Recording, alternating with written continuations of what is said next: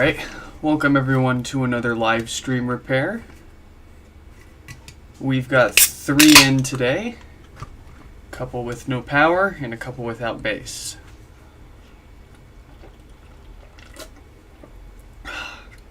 Oh, that's really good. Oh, that's really good. I gotta buy more of this. 10 out of 10. Alright. Let's bring up our first pod for the day. This one comes from Fred. So let's get that opened up. And I believe this had no base. So let's go on in here. Plug this on up to power and see what we're dealing with.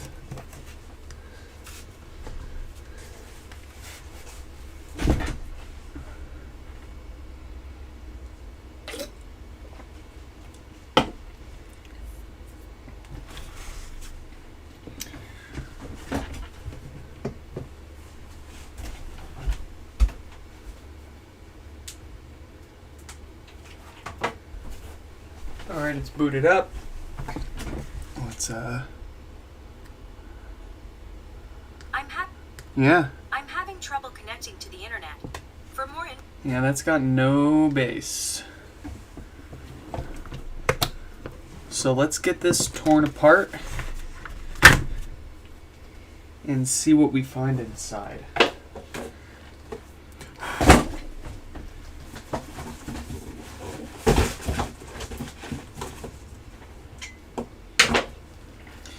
Not quite sure what to expect from this one yet, but let's go on in and pry this top cover off.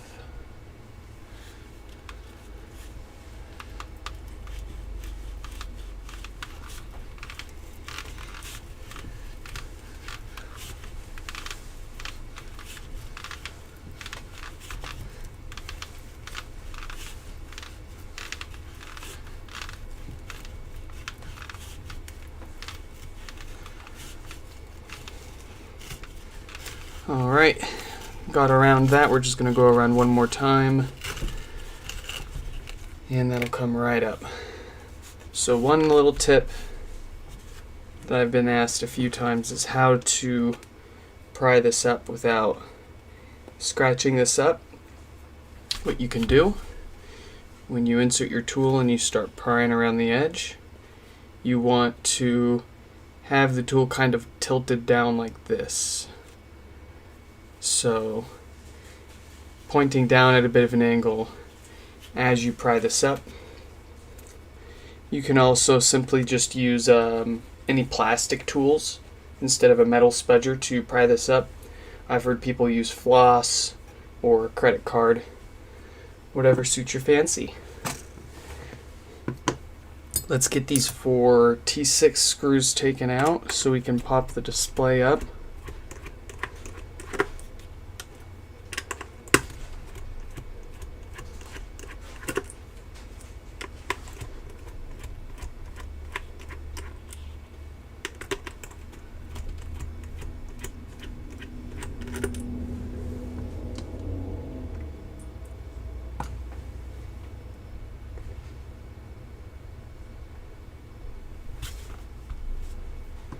And let's go ahead and pry this display up now that we've got those screws out. I'm going to take our metal pry tool and get that pry started. Then we'll take our plastic pry tool, slip that under the metal one, and then pull our metal one out. And then we can go around with our plastic one. Get this display worked up.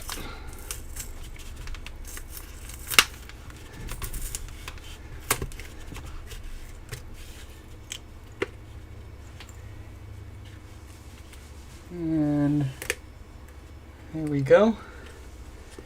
Now we can unlock this. I like to use my fingernails. I don't like to use the metal tools very often to unlock this because the pins right here can get damaged really easily when you take your tool in here and wedge that open. So do that at your own risk. I just use my fingernails to unlock that. Let's get this logic board frame taken out. That's these 4 T6 screws.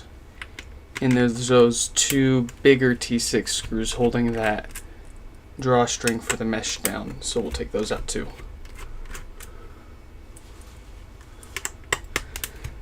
That's those 4.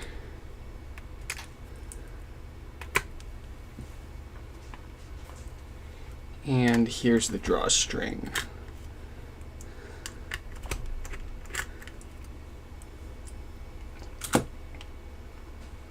Cool.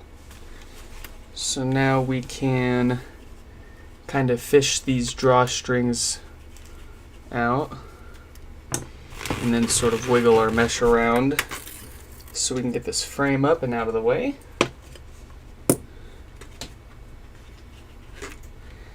Then we can get our logic board out of the way.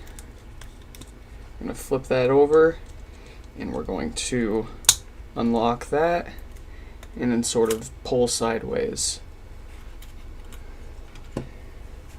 Alright, so I see the subwoofer kind of has this like heat spot right in the middle where the voice coil sits under this dust cap, and I bet you if I start pushing on this woofer it'll sound and feel pretty gnarly. So let's check that out. Yeah.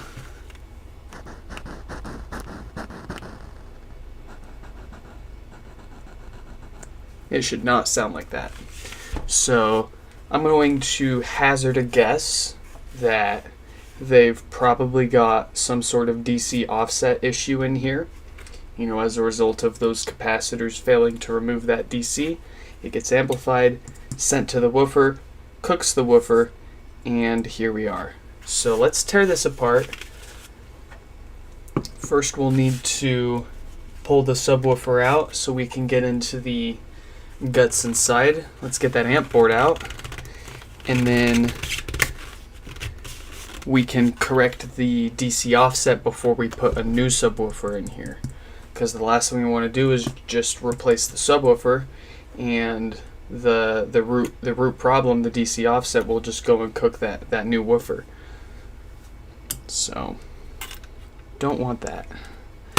But let's get these rubber covers for the 9 screws around this top plastic basket taken out.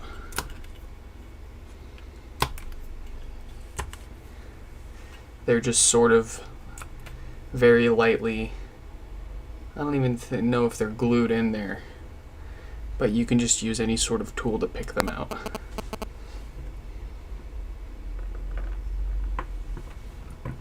And then we can get our T6 and take those 9 screws around the basket out.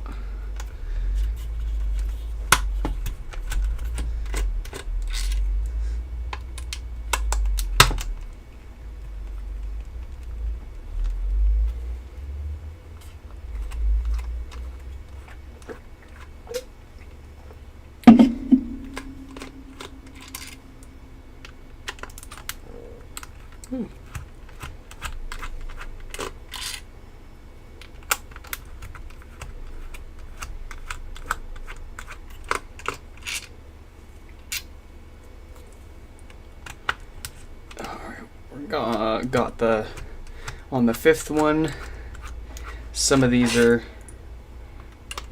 really in there.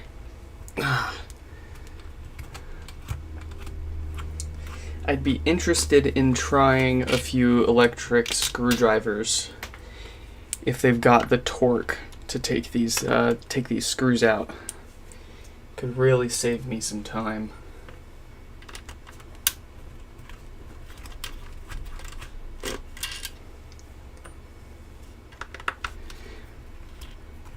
if you have any personal experience with those electronic screwdrivers and you think they're capable of taking the screws out of this, I'd be interested in hearing your suggestions.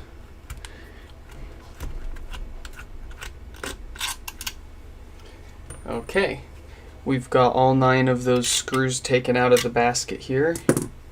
Before we go and start prying this off, we want to get this logic cable here, grab it with one hand, get our fingers from the other, and just use that to sort of wedge the cable away from the top basket here, so that when we go to pull this basket off, it doesn't rip the cable off with it.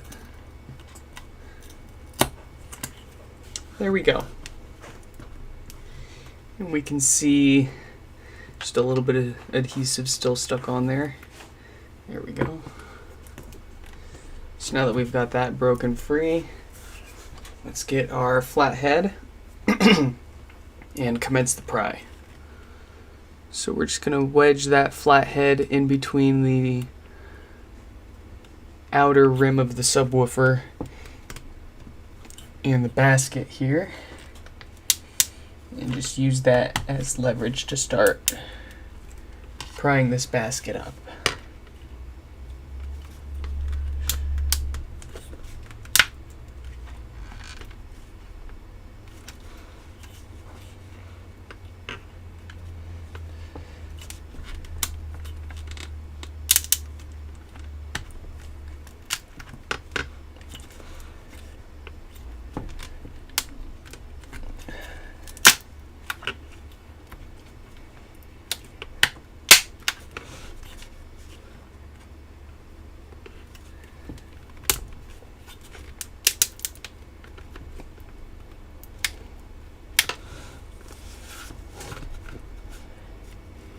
Just about gone all the way around here. We're going to be careful going around the ribbon cable here. We don't want to stab that and need to replace it too. Those logic cables are not very easy to come by in good condition. Okay. So we should be able to just pry this off by hand now. There we go. Set that to the side. And we can take the screws out for the subwoofer and pull that dead woofer out. And if the woofer is indeed dead, then we will go ahead and actually cut this woofer apart. And we can take a look at what a dead subwoofer looks like from the inside. And add it to the bin.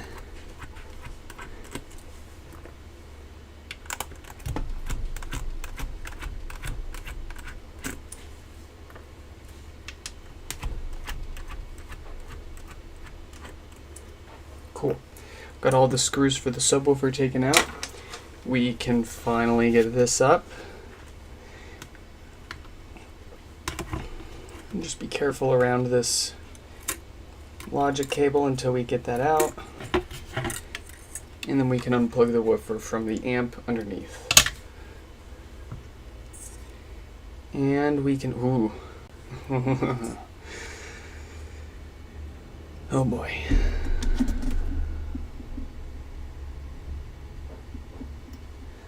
So let me see if I can get a good view of this for you.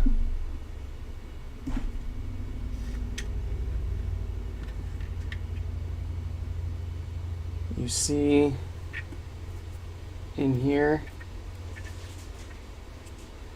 how that looks really gross and dark and burned. You want that to look nice and copper, nice and fresh. And if we take this and we just gently push the speaker in,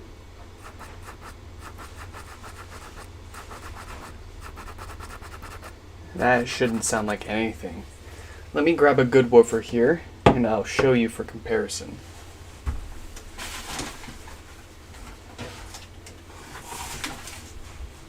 Okay, so here's a good one. If we push this in and listen carefully, nothing, not a sound. And if we look in there, in our inspection port, the voice coil, it has a very nice and vibrant copper color. And then we take our dead woofer. Pretty nasty. So let's go ahead and actually cut this woofer apart and take a look at a roasted voice coil from the inside.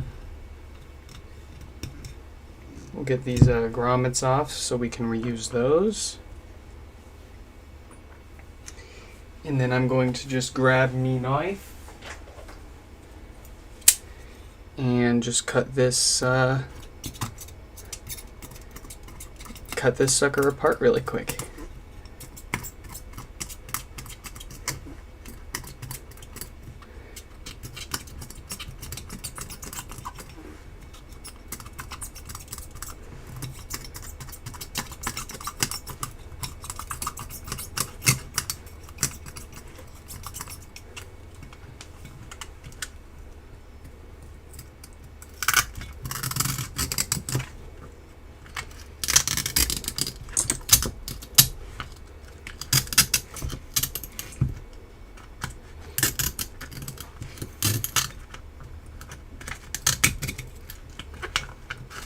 All right. Oh, look at that. So this is kind of what it should look like, and this is what you don't want it to look like. And this is usually a result of DC offset. So there's some capacitors on the amp board in here that we'll take a look at in just a minute. And what likes to happen is those capacitors tend to stop removing so much DC from the audio amplification circuit for the subwoofer. And basically, audio is an AC signal. So when you just pump DC straight through a woofer, it just holds it in one way or the other, and it doesn't give the voice coil a chance to actually cool itself. So it just sits there in one position and cooks itself just like that. So we will go ahead and desolder this subwoofer connector so that way someone else can use this. It's still good, but essentially the rest of this subwoofer is pretty much useless. There's no real effective way of or practical way of rebuilding these. And the only way that I know to, well, you can just, you're pretty much stuck with getting replacements.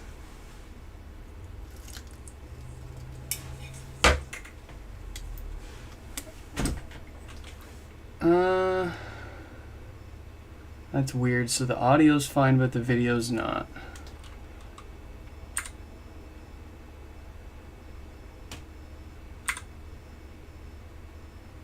Yeah, my bitrate keeps fluctuating pretty wildly. I don't know why. I wonder if there's internet problems here right now.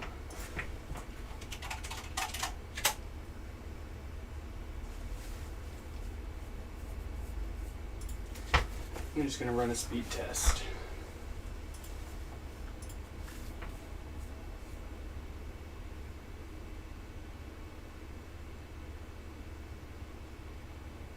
No, my network's fine. Why is the stream running like crap? Why does this always happen? Well,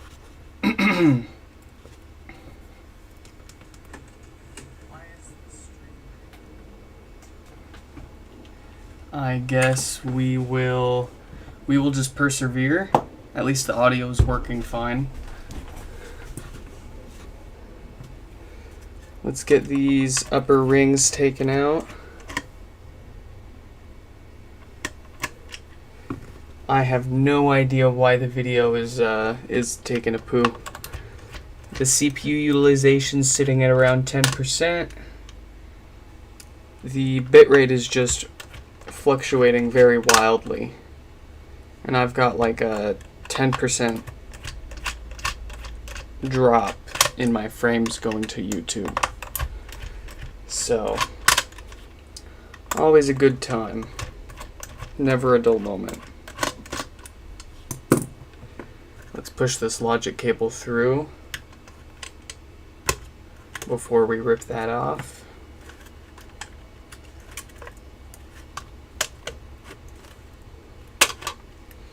Set that to the side. Get this taken up and out to the side.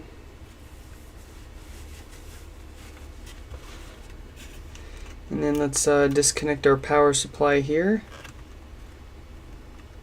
This is always a little tricky, but there we go. Let's go on and unscrew that.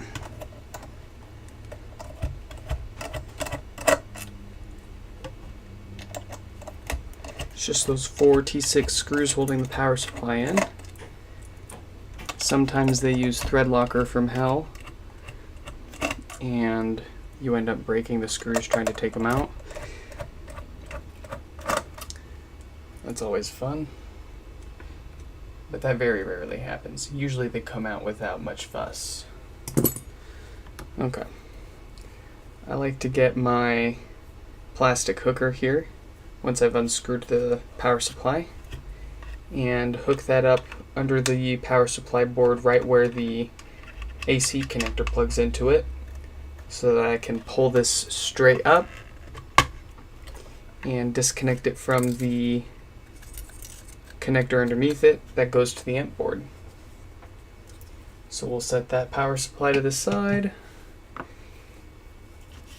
We will disconnect this ribbon cable from the amp board, and then we'll go on and take our 14 screws out for the amp.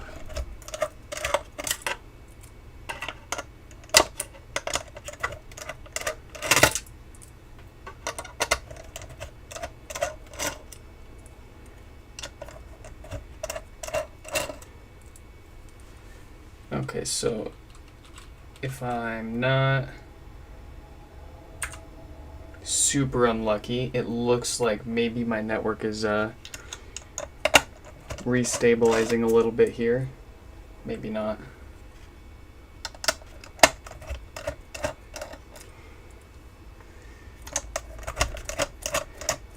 What sucks is I sat here for about 45 minutes before the stream.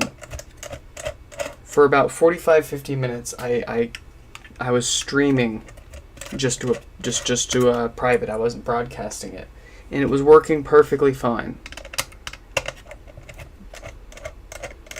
Very confusing.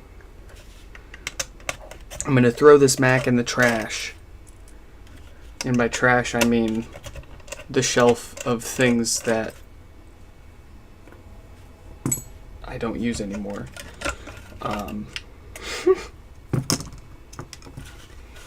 And find something else to use for streaming, because this thing sucks. It's just issues, constant issues with this stupid Mac. Okay, so we've got the amp board out. Let's bring up our inspection camera here.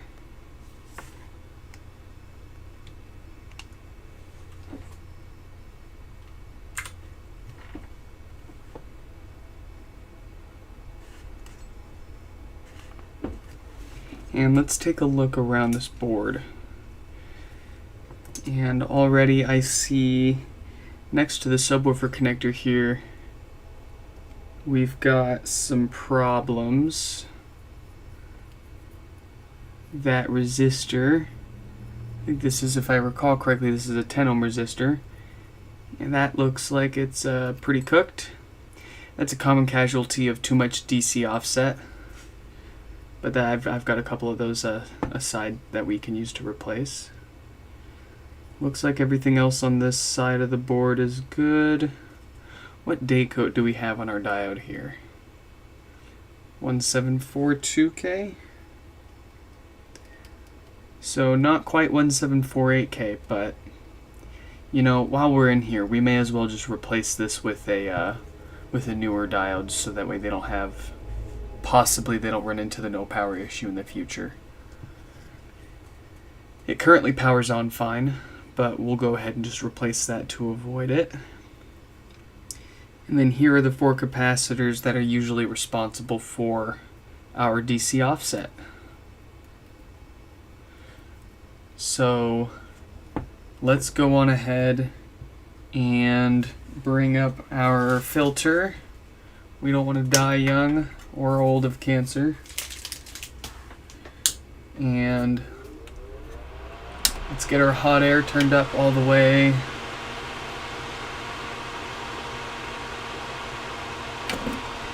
Let's throw some flux on those and pull them off.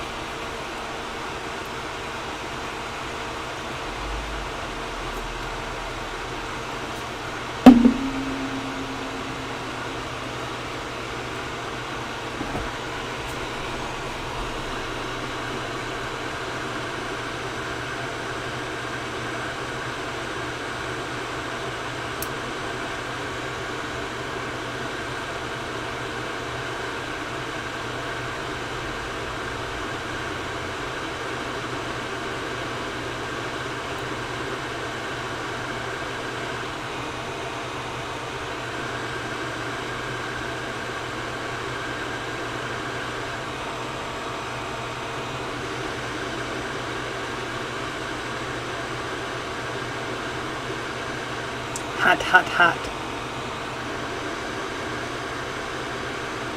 Ooh, very hot.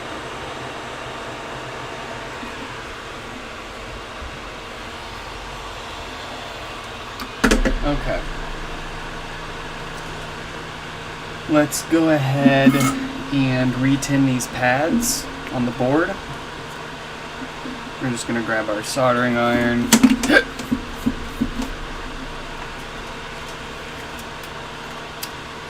Grab some fresh solder for that iron. Flux up these pads.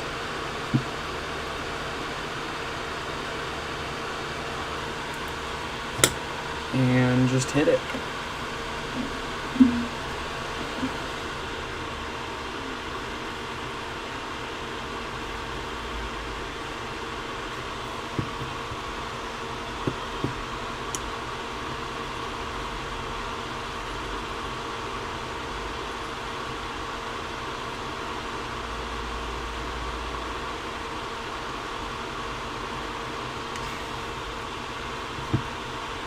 Cool, cool.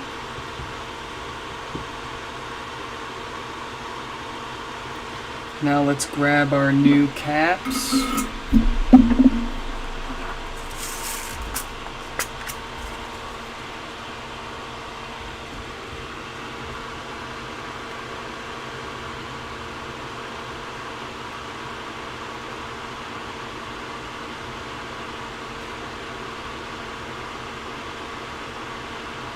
Size 1206, 16 volt, 10 microfarad, and very resistant to coming off your tweezers. There we go. While we're in here, we need a new 10 ohm resistor for that resistor next to the subwoofer connector. Go ahead and pull that out while we're thinking about it.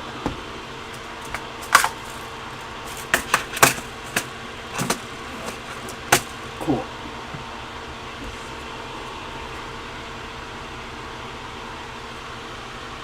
let's put some new caps on here.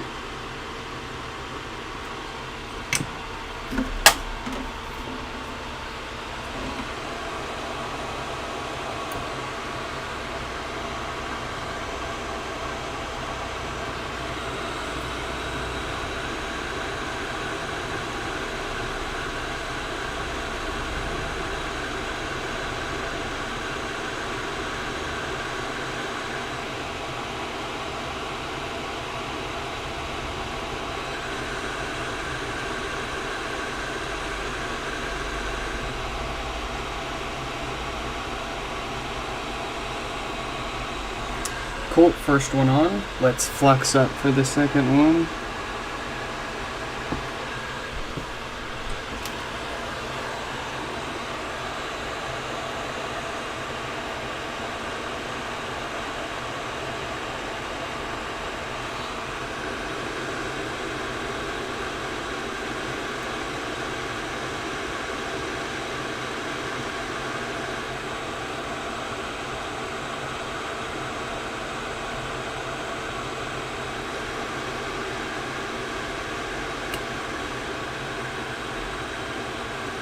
Oh, that's so painful. I had them perfectly lined up, and they had to go and be a butthole.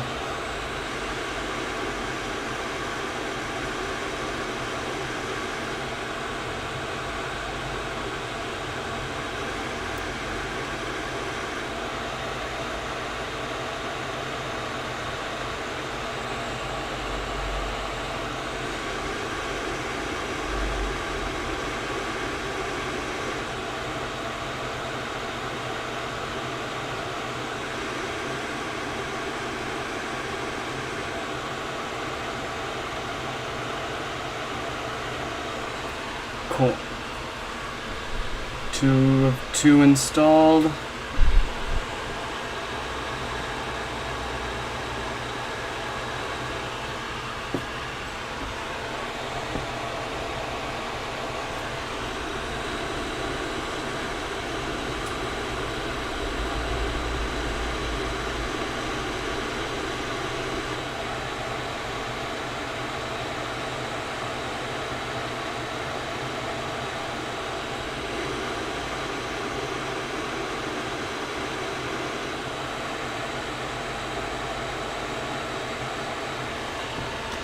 Third installed.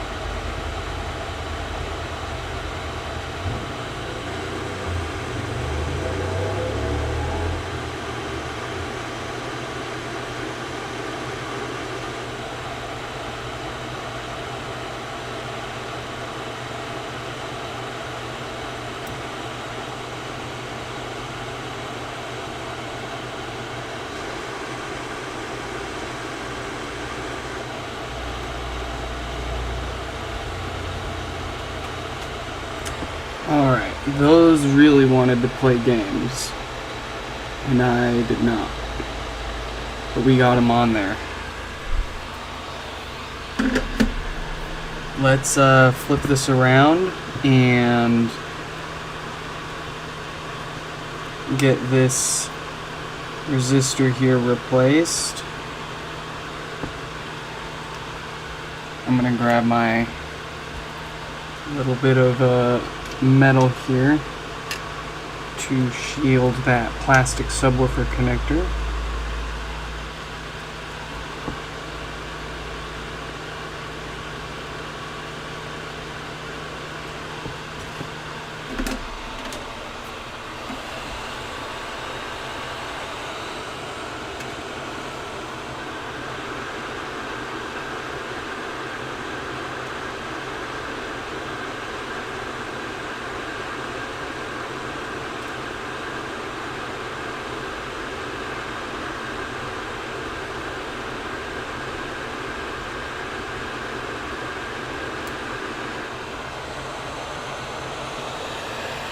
Got that old one off.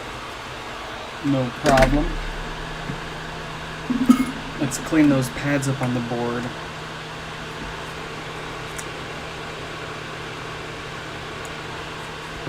Put a new resistor on there.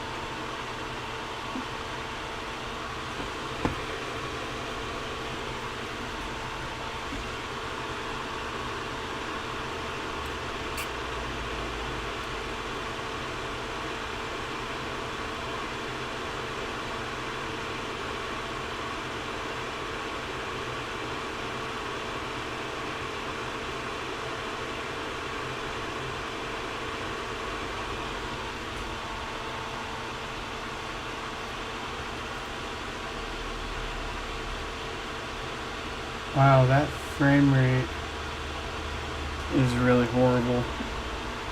It's strange that the audio works just fine. It's even stranger that it looks just fine on my OBS.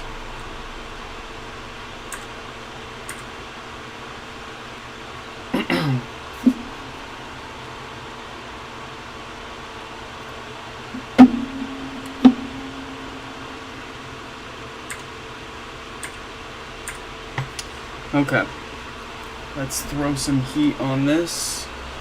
Put that new resistor on.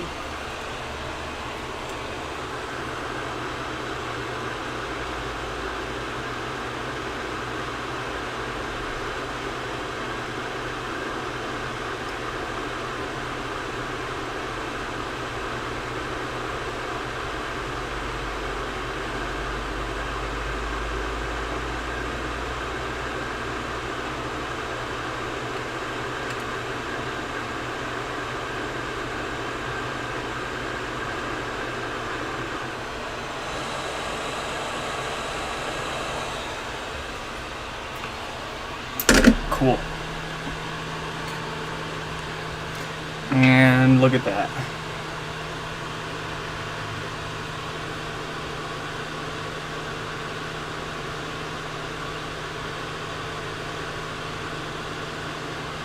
Let's go on ahead and clean all this up really quick.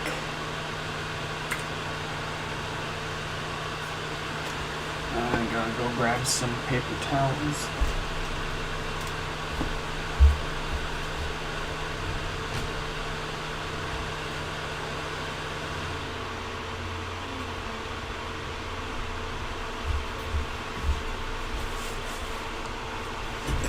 Excuse me.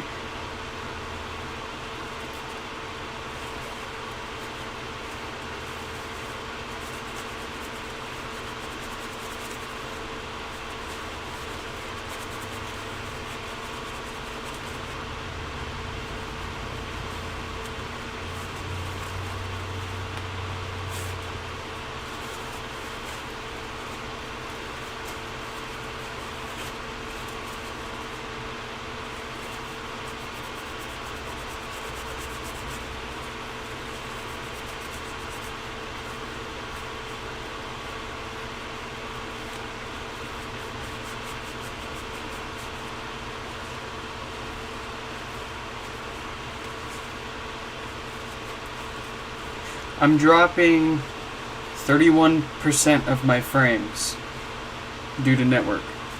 That's what OBS says.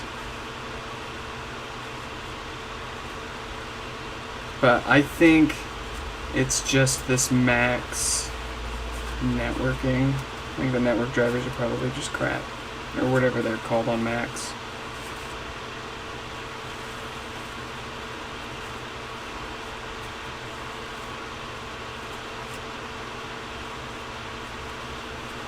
Streaming never works right on this thing.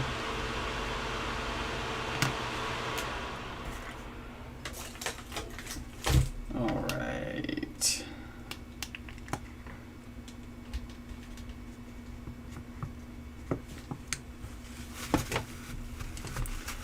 Before we throw this all back together, let's go ahead, grab a power supply, put that in here, and let's just make sure that this all works. And that we've got no more DC, of course, because we don't want our DC killing a brand new woofer. Brand new used woofer.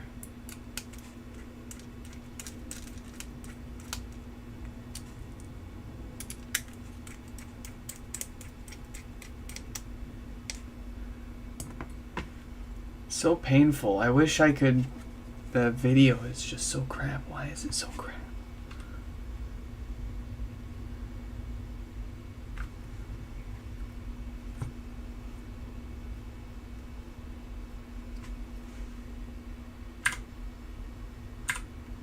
Oh, you know what? Hold on. Hold on. Let's see if that stabilizes things. I'm going to keep working on this. Let's get our power cable and a logic cable.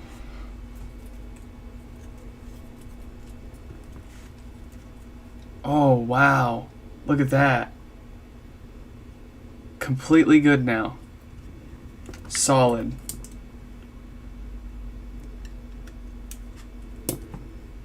We don't need to replace the diode on this yet. I'm going to replace the diode on it in a minute here, but I want to see if the DC offset and all that's fixed.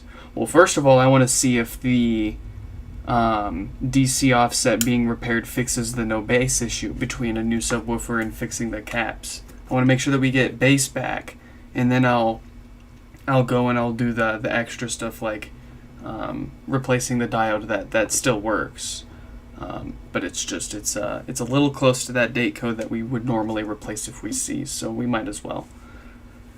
Let's get our logic board here. So I went into my OBS settings, I went into output, and I went to my keyframe interval, and it was set to 0, which is auto, and I changed it to 2. And the dropped frames has gone to 0.0%. So that's pretty awesome. The Mac survives to continue doing jobs for a little longer. It avoided the shelf of shame for just a little while longer. What's the A model number for these HomePods? A1639, yes. That's exactly what it is.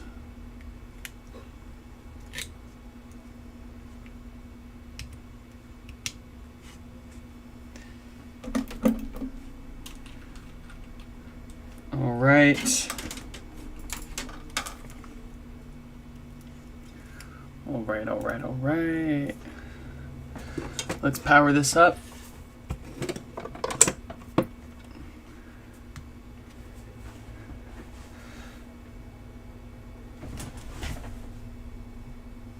Cool, it's powering up.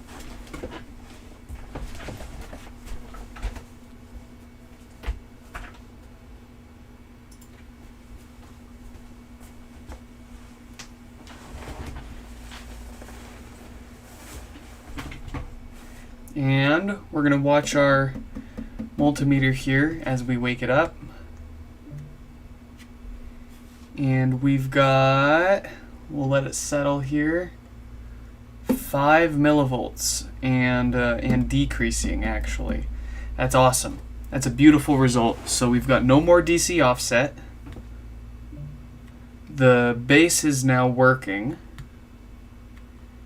And I don't hear any pops. So we're pretty close. But let's go ahead and tear this back apart really quick. Now that we know that we've got our base issue fixed, let's replace that Schottky barrier diode that tends to cause the no power issues. We haven't replaced it on this one yet, but you know, even though it's working, it is still the original, and even though it doesn't have the typical date code that you would expect them to fail with, it is original, so we will replace it because we're already in here.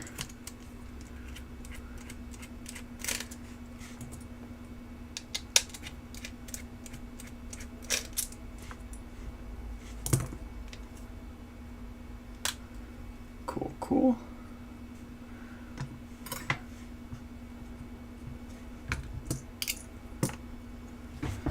Let's break our up close back out here.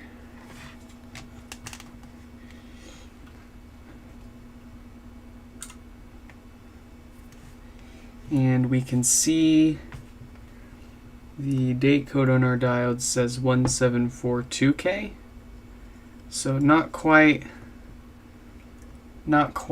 the troublesome number, 1748, but close enough to make me want to replace it. And the fact that it's original. We don't know for sure if it was a bad batch just around the 1746, 1748K range. Correlation isn't always causation, you know?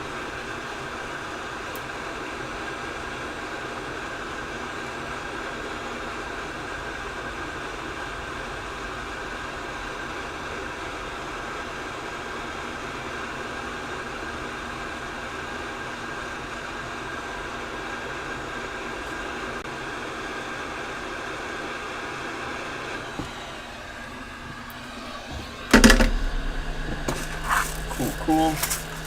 Let's grab a fresh diode.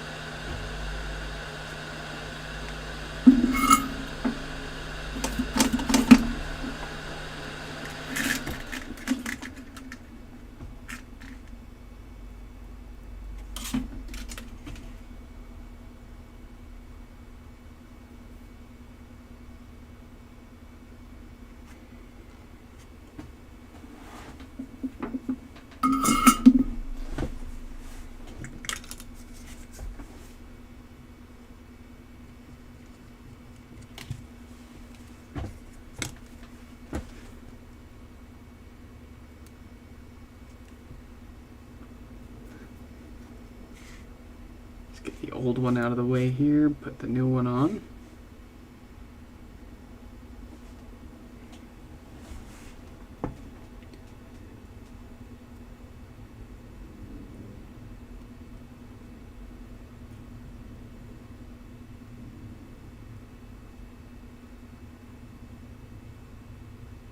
Beautifully lined up.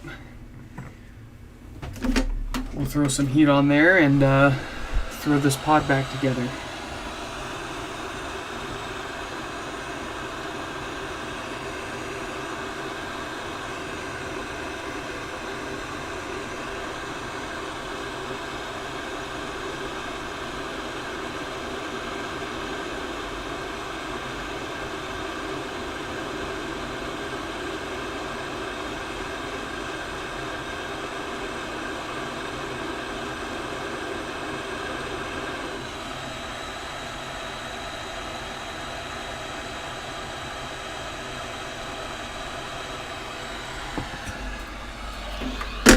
Awesome.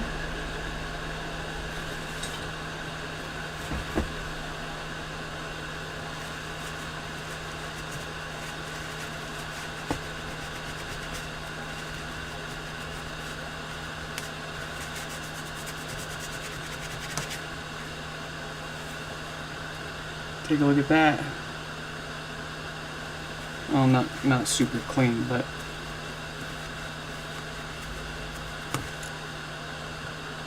as Donkey said from the movie Shrek, that'll do.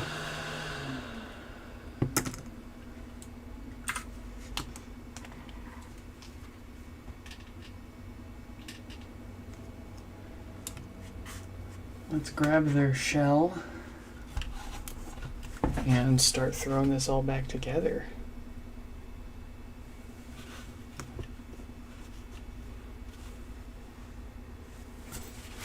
So we'll grab our amp, of course, line that up and set it in.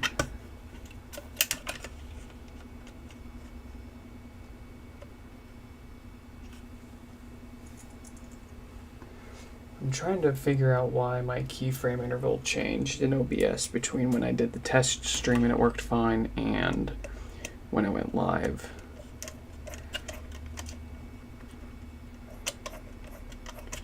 Not sure how that would change itself.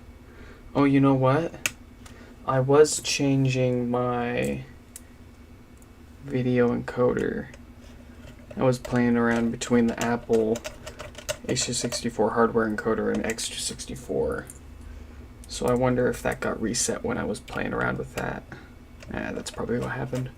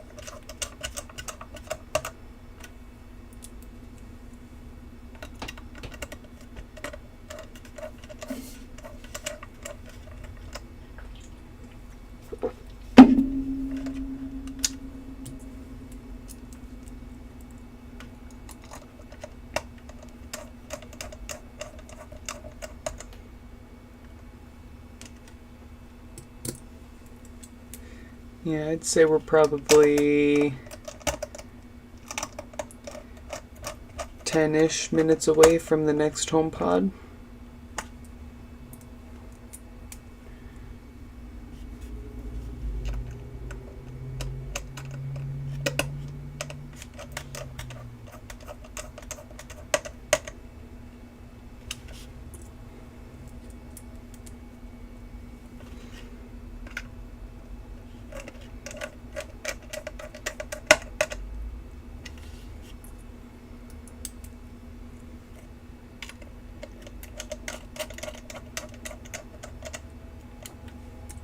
Last screw for the amp here.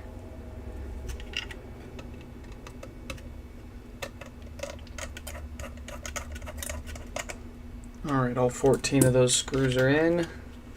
Let's get the cable for the logic board put in there. And lock that in. Cool, cool. Let's get our power supply put in. It's all pretty much smooth sailing from here.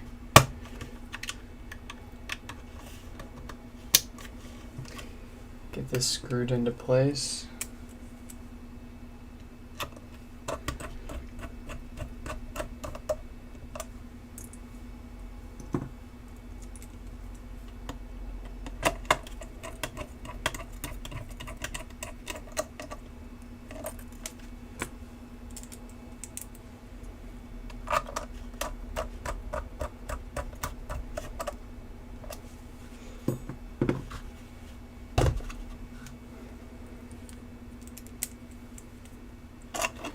Alright, power supply is installed.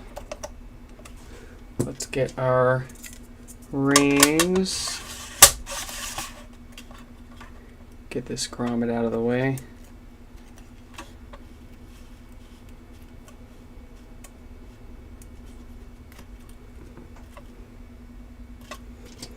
We can drop our next plastic ring into place.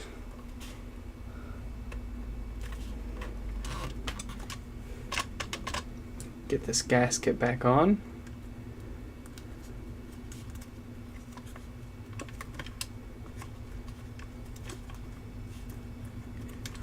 And then we can make sure that the lines on this, there's 2 lines on the ribbon cable here. So you want to barely just see the first one peeking up when you pull it over like this. If you've got too much of this pulled through, then you've got too much slack in here. When you throw your woofer in and connect your logic board, there will be too much ribbon cable and the subwoofer will smack into it and start rattling. So that's why those lines are here. Make sure you don't pull your cable through too much. We can screw this down.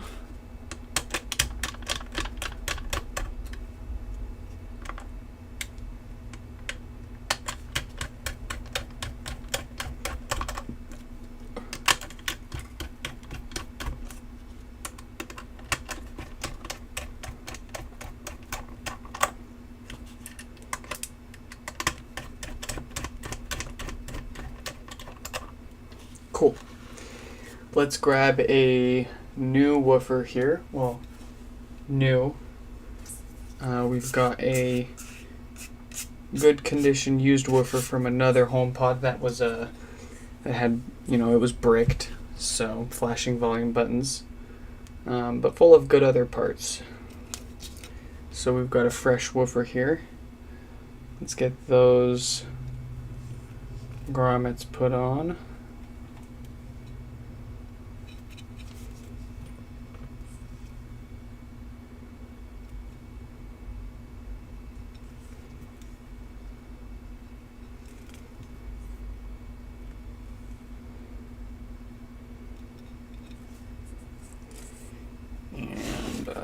Let's plug this in.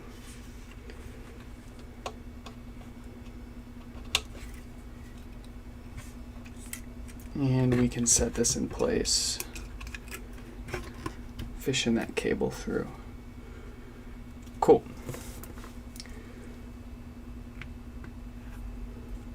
Let's screw the subwoofer in.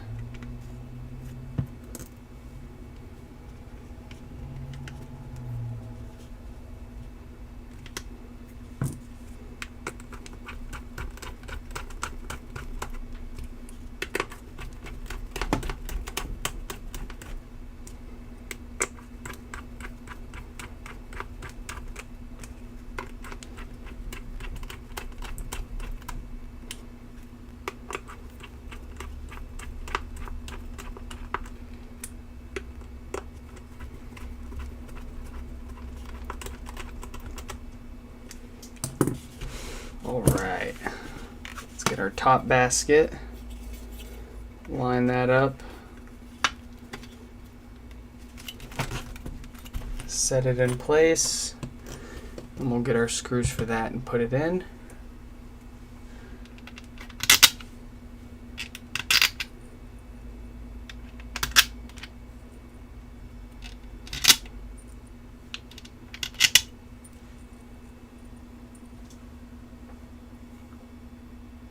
Wow. How do we ban people? Hide user on this channel. Amazing. Wow. And with a single stroke, I wiped out all of their messages. Amazing.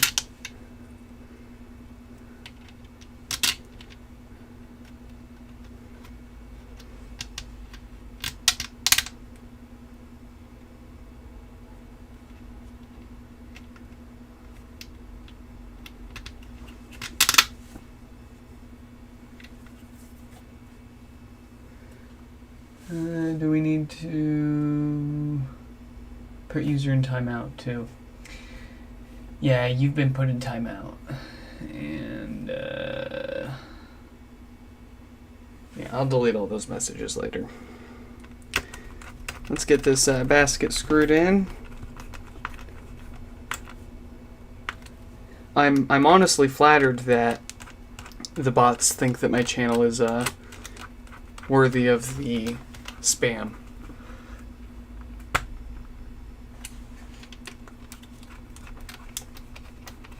That they even found me. How did they find me?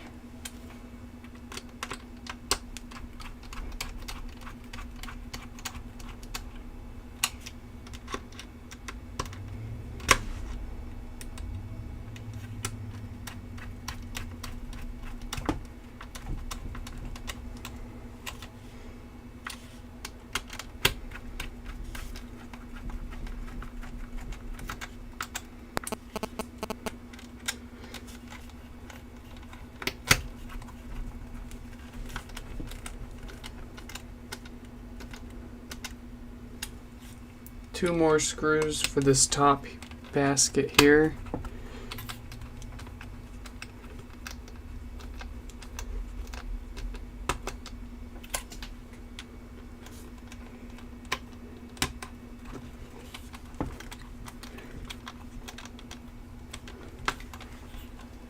You don't want to over tighten these because you can cause sealing issues and blah blah blah. I've said it a bunch of times on pretty much every stream before, but I'll say it again. These screws just need to be tight enough to keep this basket snug and flush. Too tight and they will cause issues with the seal and it'll sound like it's rattling. So let's get that logic cable stuck to the top there. Plug our logic board in.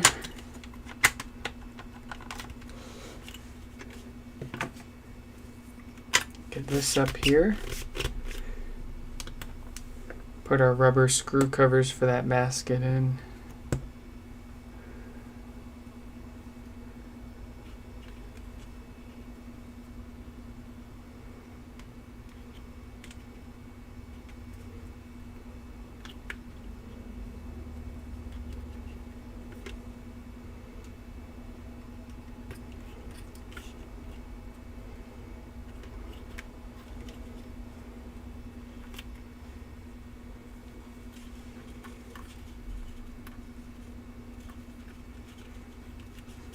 Cool. Then we can pull this mesh up.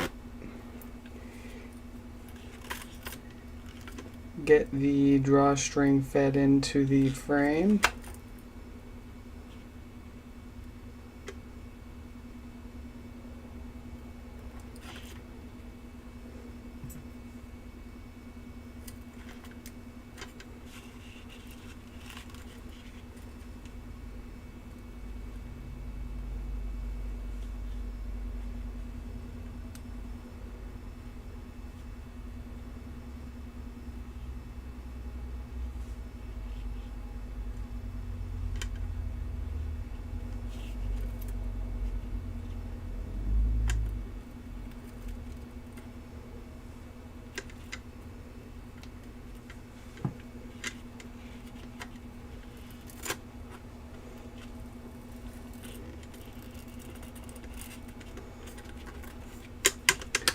Awesome. Let's screw that down real loose so we can get this mesh tightened up.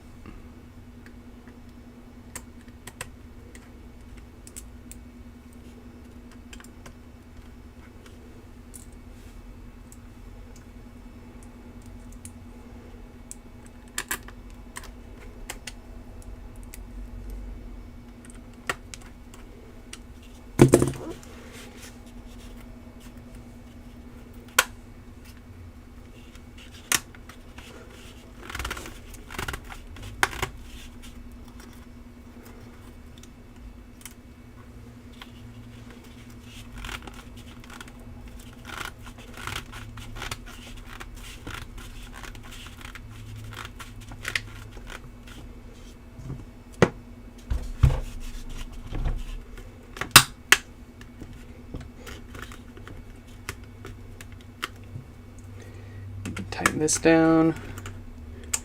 Just about done here with this guy.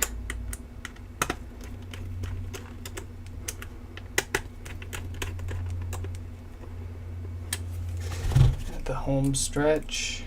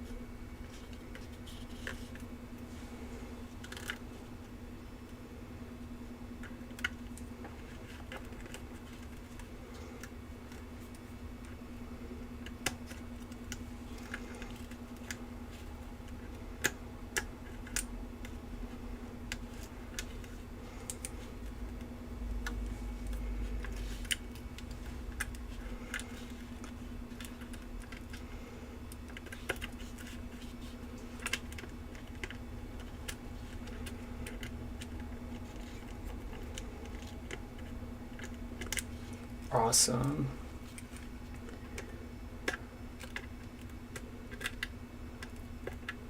Awesome, awesome.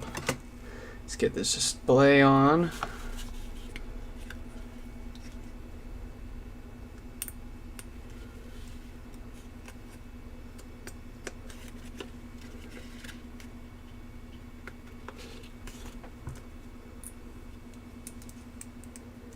Four more screws and we will be just about done.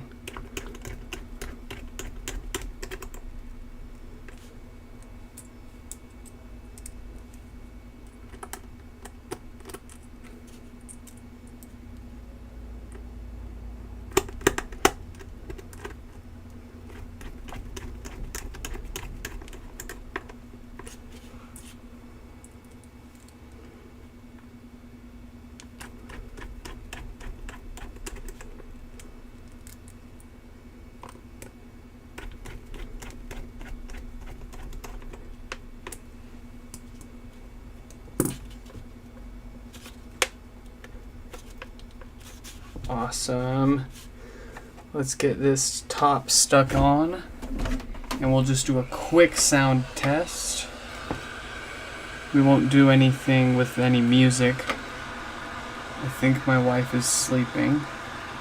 I'll do a thorough sound test off stream after she wakes up, but we'll just check that the bass is still working. It powers on, of course. The volume lights are lined up. You know, just to show you guys that we're all good to go.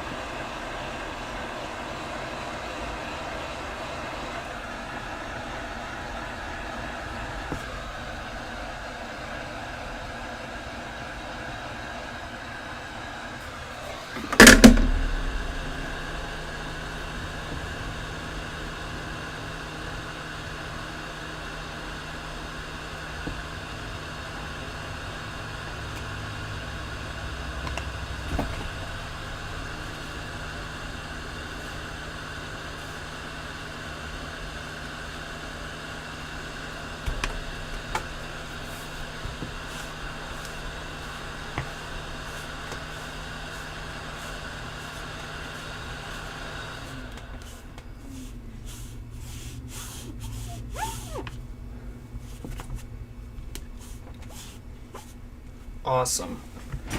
Let's connect this to power and just make sure that we're all good to go.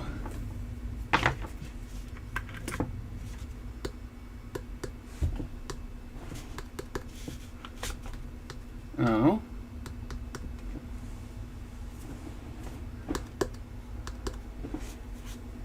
Oh, of course, we forgot to plug the actual power cable into the outlet here.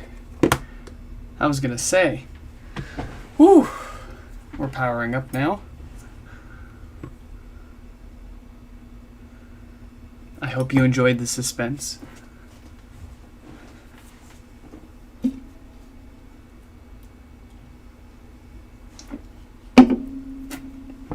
Okay.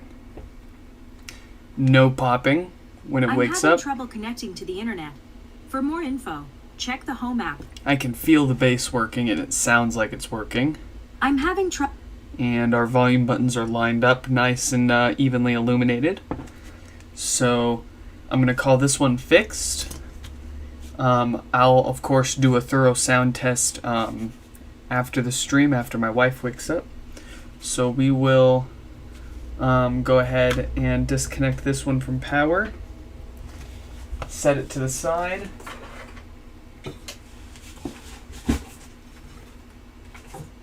And we will break out the second repair for today, which comes from, let's see, number 2, I believe is from Jeremy.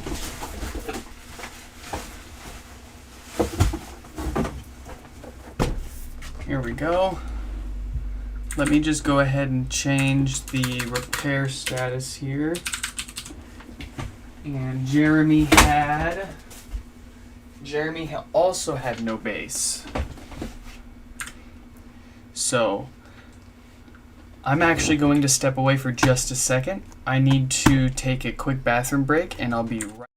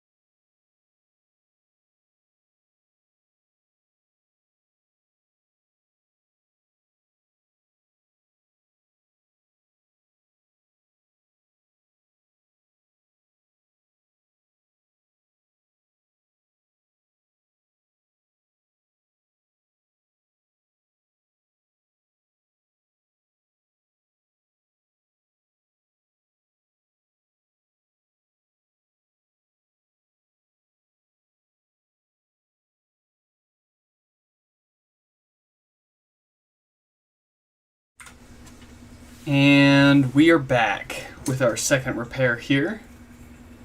We've got Jeremy's with no bass as well. So let's crack this open and see exactly what we've got going on here.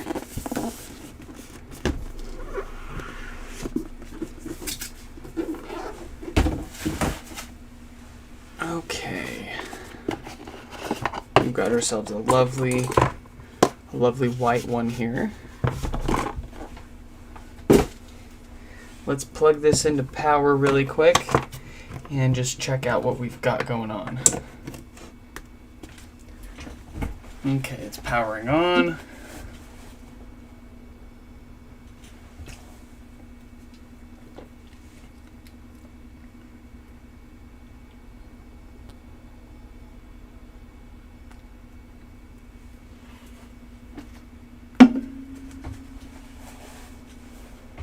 Okay, it's booted up. Let's see what we've got here. I'm having trouble connecting to the internet. For more Yep, that's a lot of trouble and no bass. And I don't hear anything from the woofer when I unplug it. So I'm gonna hazard a guess. We're probably going to see the exact same thing that we just saw with Fred's repair. So let's dive right into it, shall we? We'll of course start by prying this top cover off here.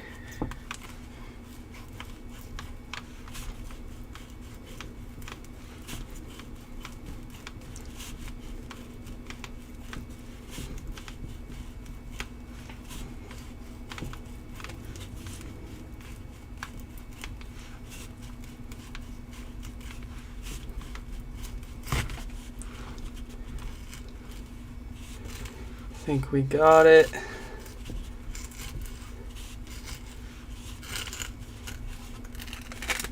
Awesome. Set that to the side. And let's take these screws out for the display.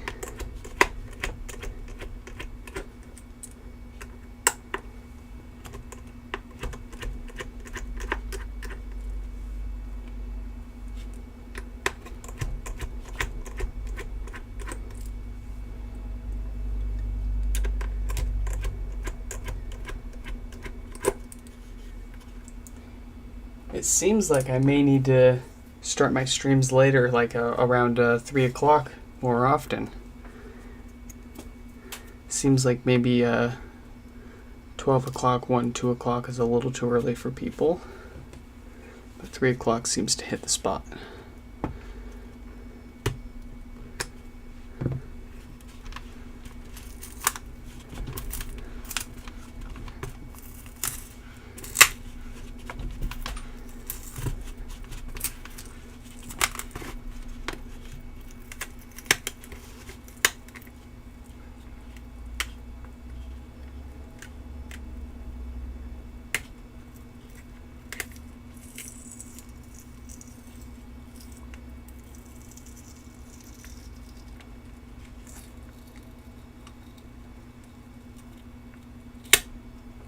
Alright, let's get that logic board disconnected. Beautiful.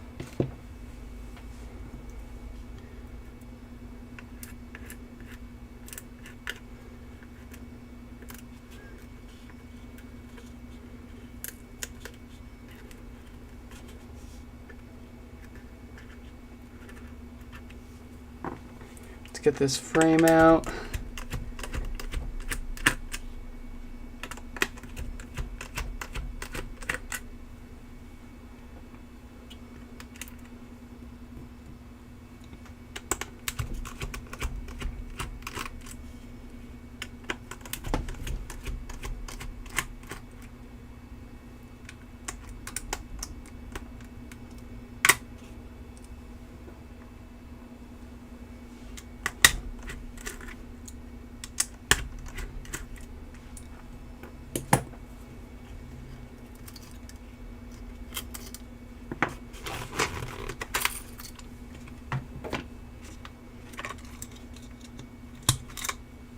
Get that logic board out, and let's pull this mesh down. And I bet you if I can already see the heat spot on the dust cover for the subwoofer, and I bet you if I push this down I'll feel it scratchy, and it sounds pretty crappy too. Let's hear. Yeah.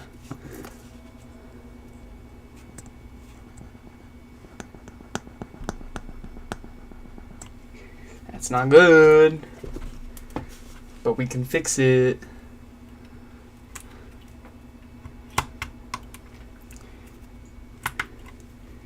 Dang, I didn't think I'd go through 2 different subwoofers today. I was kind of hoping these were going to be just purely board repairs, but I think I've got some. Let me see, I've got 2 more subwoofers, so after this I'll have 1 left. I might need to find some more HomePods for parts soon.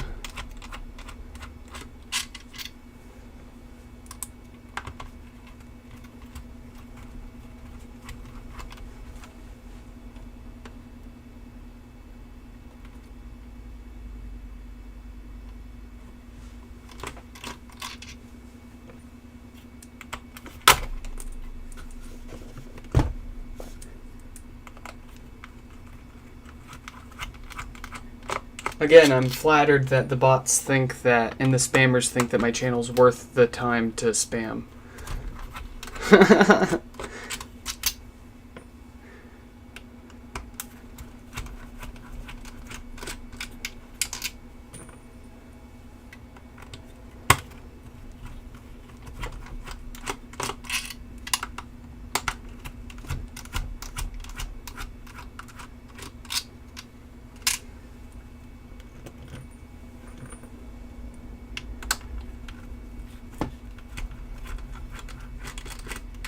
Bro, just try it. You just try it. Just try it one time. Just once. All you gotta do is try it.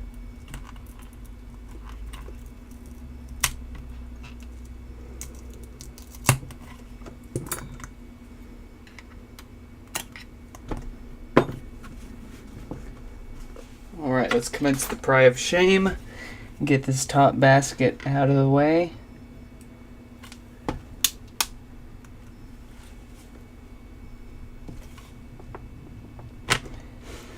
I'm already being met with great resistance.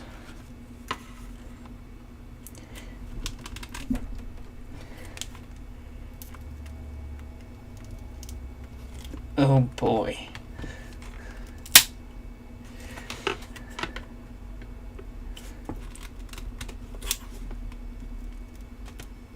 Oh jeez.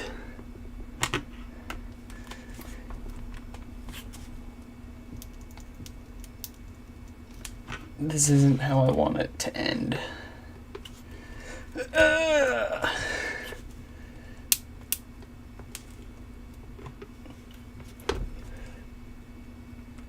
Wow.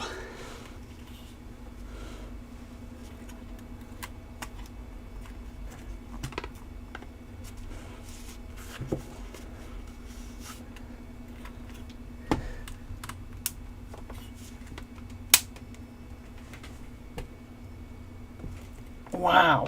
Well, that is that is well fastened.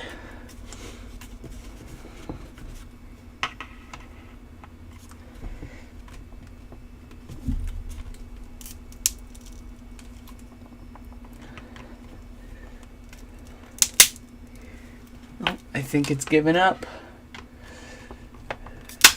It's given up.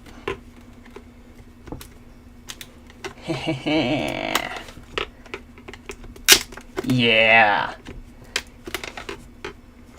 Ainsley.mp4. Yeah, boy.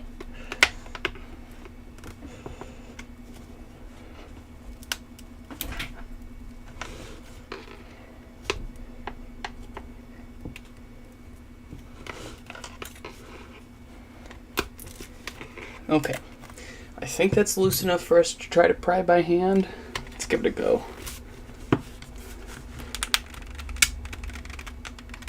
Oh, it's putting up a fight.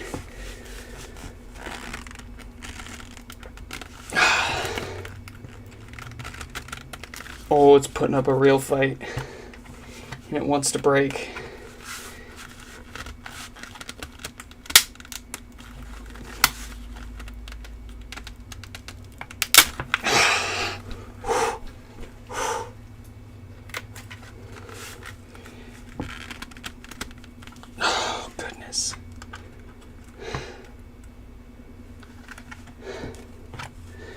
Not now. Do not update my phone right now. I'm streaming.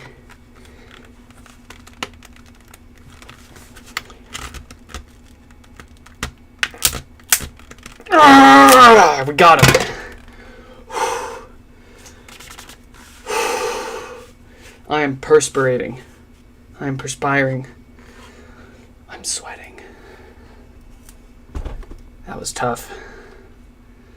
That was real tough.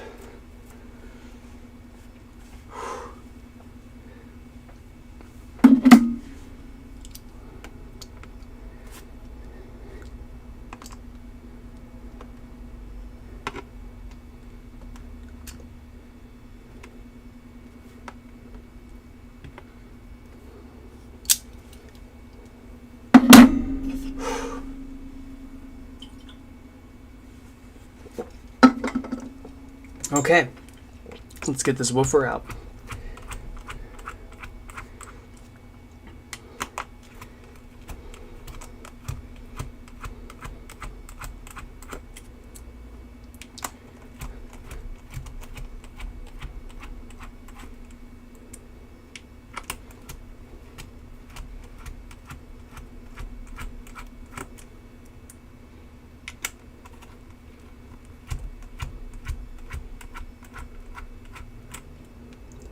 Yeah. Excuse me. Pardon me. Oh boy.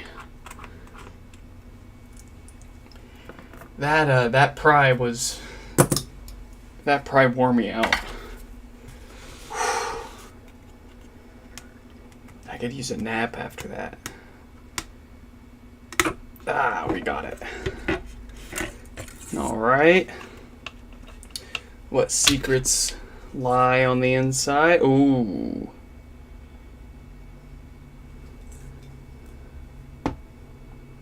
Oh. That smells.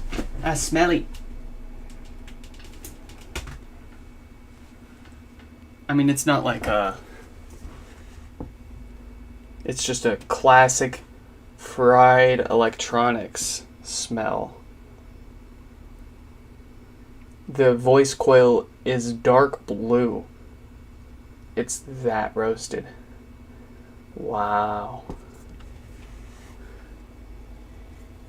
And if we take it and we do a quick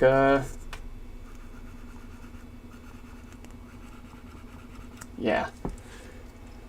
She's dead, Jim. So that's a new woofer that we'll need. I've got those.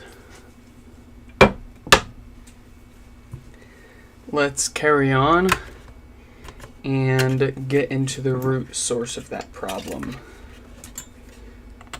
The amp.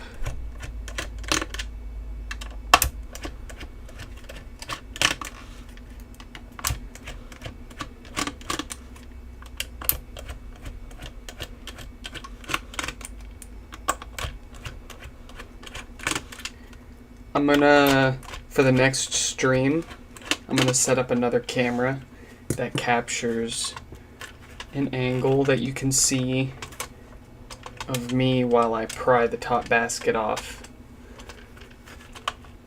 because it's honestly kind of funny watching me do it and struggle.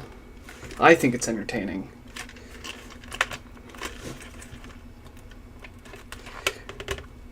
Wow, this doesn't even want to come out nicely. It wants to put up a fight.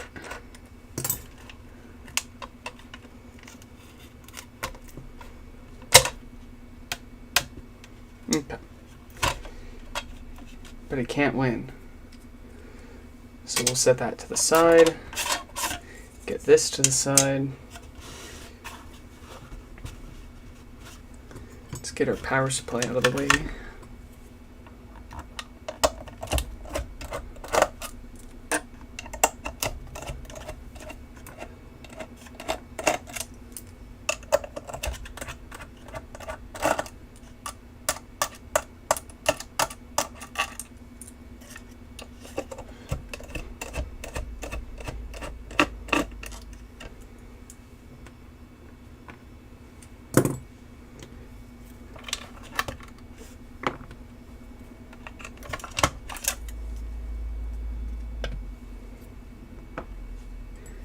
Cool. Last but not least, let's take those 14 screws out for the amp.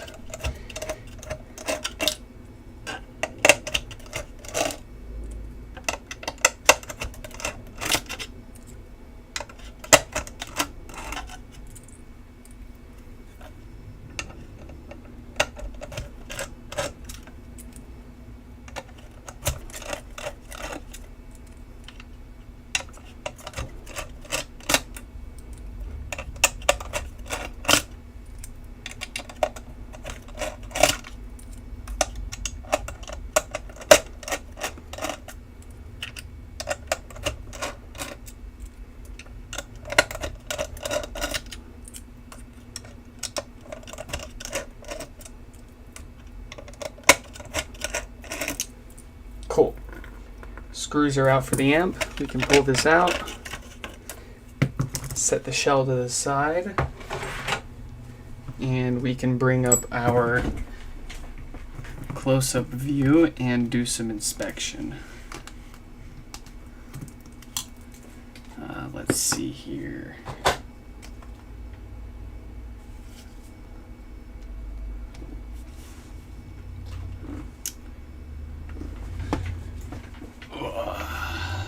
plug the USB back in.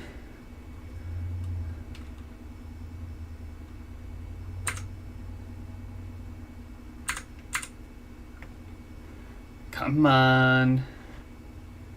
I believe in you. Come on, little iPhone. Give me my close-up. There we go.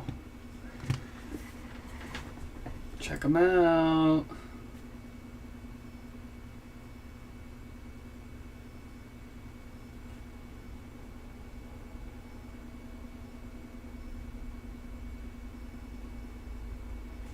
Anyways, I always think it's a little fun to see a little bit of the behind the scenes on people's channels, so let's take a look around this board. Interesting. Yeah, same thing on the resistor next to the sub connector. It's pretty, well, if you look at it at an angle, you can see the numbers still on it, but looking at it straight on, the camera actually picks up those numbers way better than you can see in person. But this will need to be replaced. What date code do we have on our power diode here? Obviously the thing powered on, but let's see, 1746K. So not quite 1748K, but same thing as the last guy's pod. Just because it turned on doesn't mean we shouldn't, well, personally, we've got the thing apart. We may as well replace this. They're cheap enough. It's quick and easy enough for me to replace this, even if the thing already powers on. We're already in here. So let's flip this around. Nothing else looks amiss. I mean, the usual crud around the caps, the big tall electrolytic capacitors. That's pretty normal. You can see in the iFixit teardown of their brand new unit that even theirs had this, so this is not, I wouldn't be worried about that. You see it on pretty much all of them. So looks like for this board we will go ahead and replace our resistor here, and we will replace the 4 filtering capacitors here, and then we will replace our power diode here to, just to prevent that no power issue. But our main focus here is repairing that DC offset. And actually, I'm kind of curious. What would happen? Let's just pretend that we didn't know better, and we took this HomePod apart, and we didn't know that the reason why the subwoofer failed was because of too much DC offset. Let's just think that all we had was a bad subwoofer. There wasn't any DC killing it, and all that we needed was a new woofer. So let's pretend that we only replaced the subwoofer. We haven't done any repairs to this amp yet, but what we will do, let's go ahead and put a power supply on it. Let's put a logic board on it, and let's get my test woofer back here. Let's get my test woofer put on it, and let's see how much DC offset we've actually got on here, because I'm curious if I'm just curious how much it's got. All right, let's get some logic here.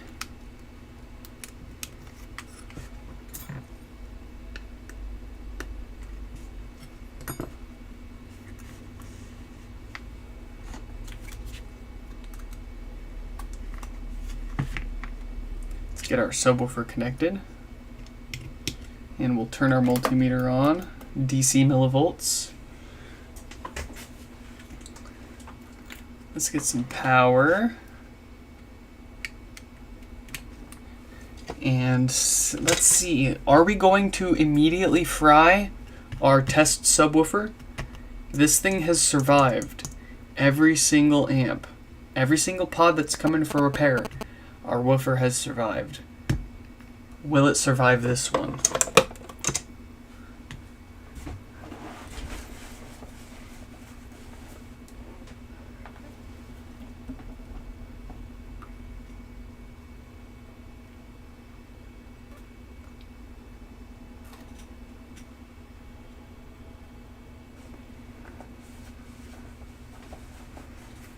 And anybody want? I'm gonna go ahead and move this all already up to the 2-volt scale because I doubt it's. Or I have a feeling it's gonna be more than 200 millivolts to start. Any guesses? Any guesses? NakedHD.xyz. Would you happen to have a guess as to how much DC offset we're gonna have on this pod before we power it on? No? All right. I'm gonna guess we're gonna see 500 millivolts right off the bat, and it's gonna grow 10 to 20 every few seconds. Whoa! I'm pretty much. Oh, whoa! What is that? That jumped up to like a volt. What is this? Oh! We're going to jump up to the 20-volt scale. So we've got 0.16 millivolts. Interesting.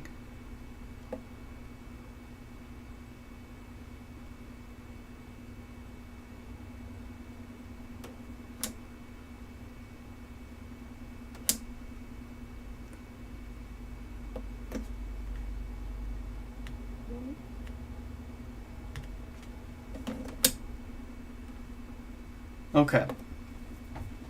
Let's power this off. That's a pretty healthy pop.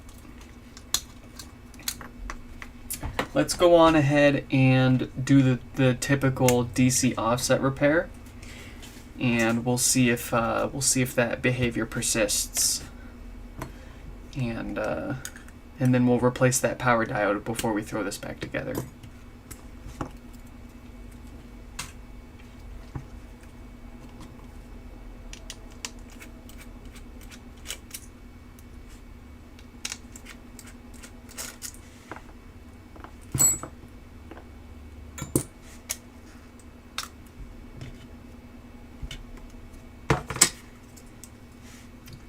Okay, so let's start off with our 4 capacitors on the front here, or I should say on the back.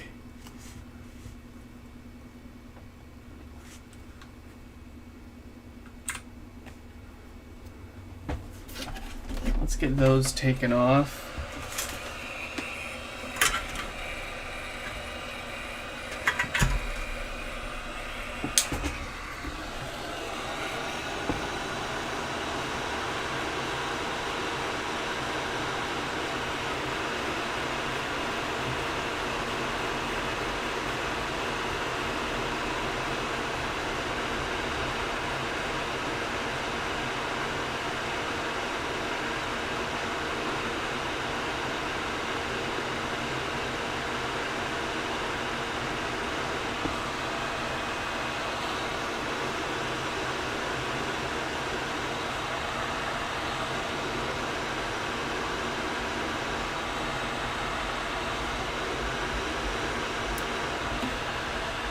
Cool.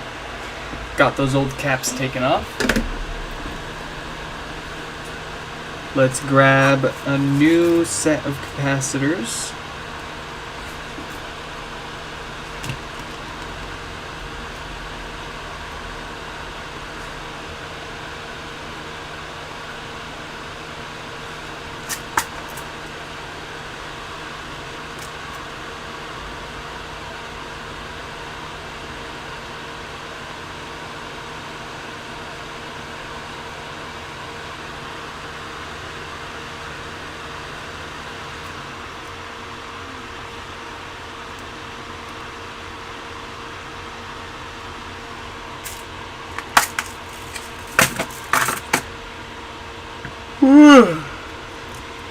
And before we forget, let's throw some flux on the board here.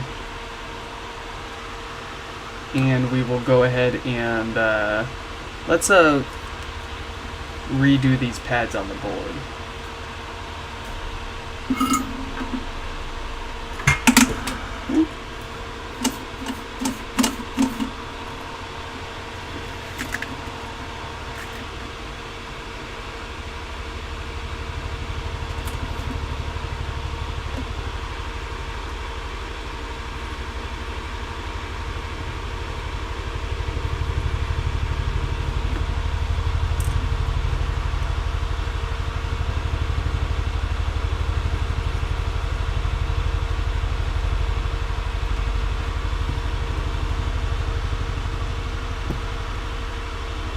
Cool.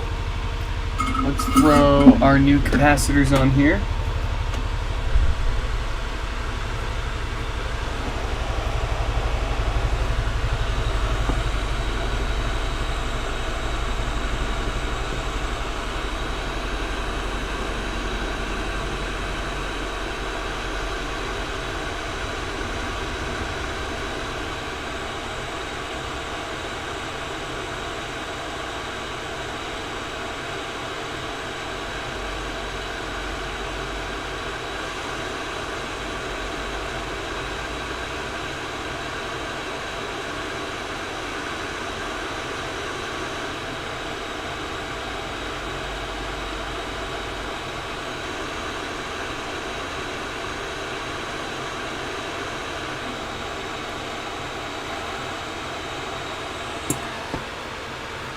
Get our second one on here.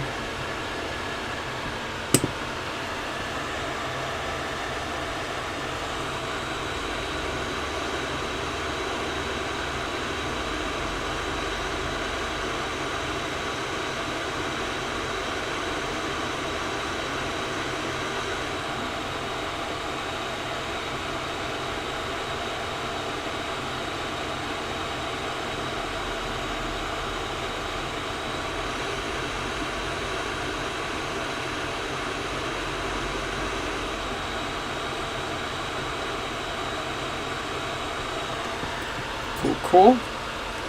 Number 3.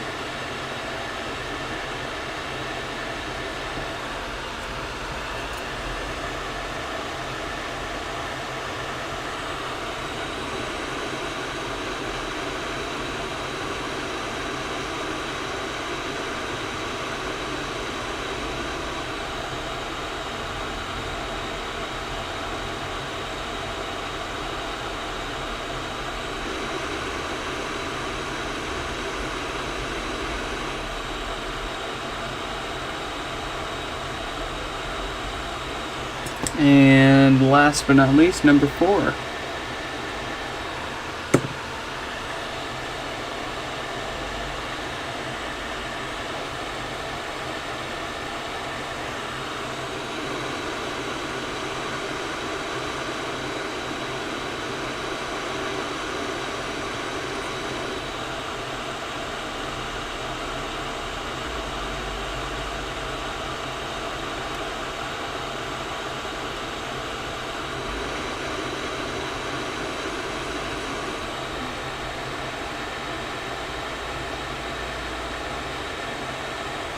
Awesome.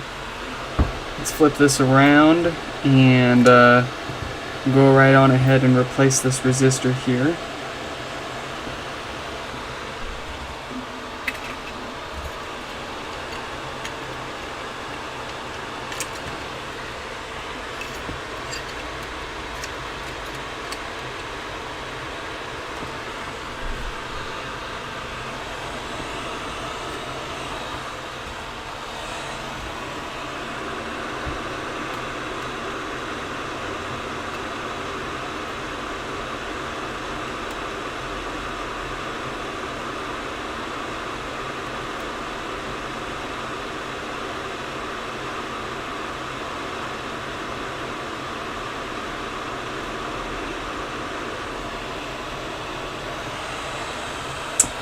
Right on.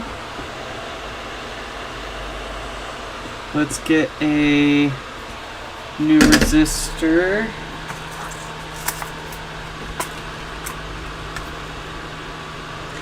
Ah, gosh, I've only got one of these left. I need to order more.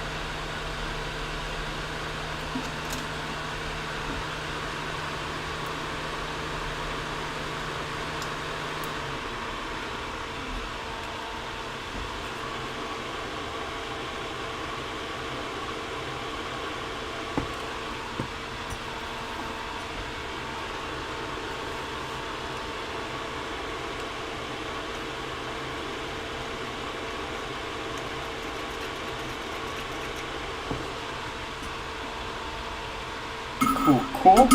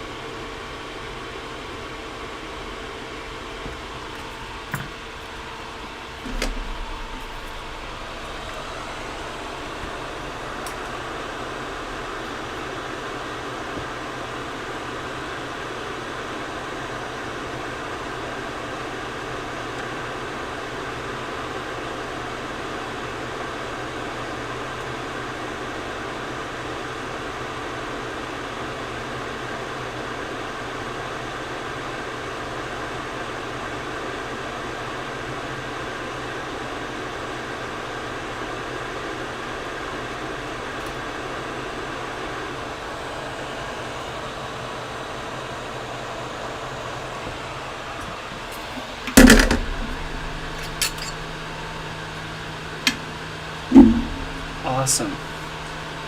Let's clean this up really quick.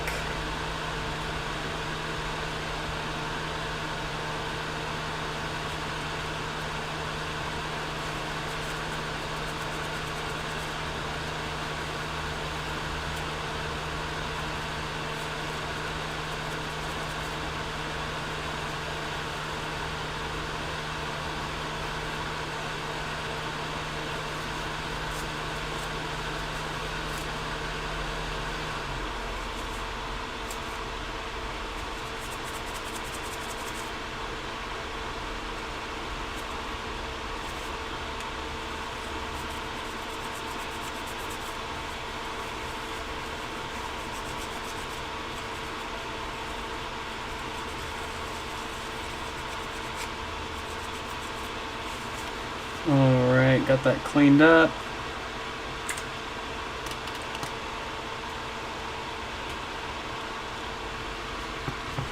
Let's throw a power supply on here. And let's just check that our DC offset is all fixed up.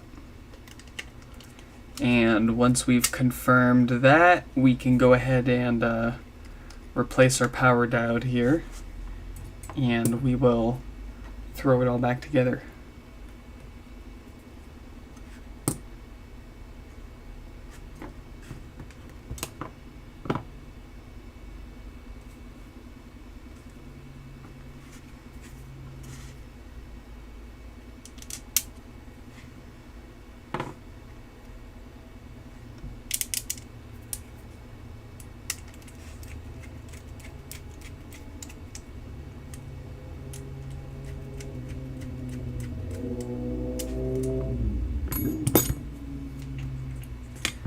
Wow, cool story, bro.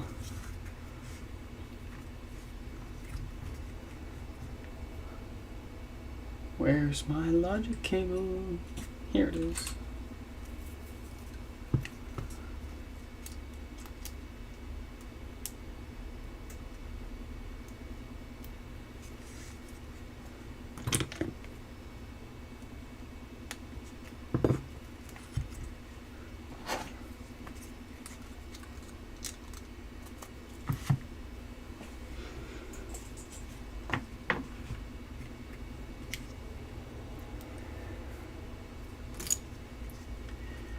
Okay.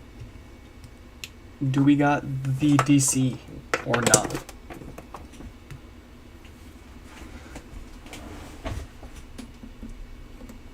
We're going to set that back to millivolts.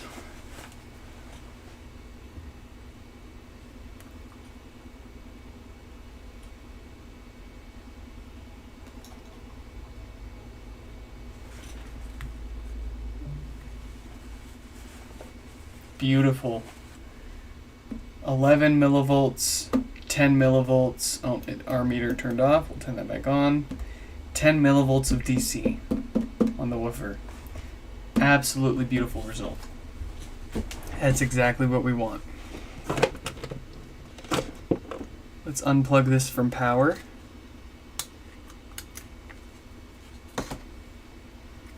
And let's go ahead and replace that power diode before we throw this back together and move on to our third and final repair.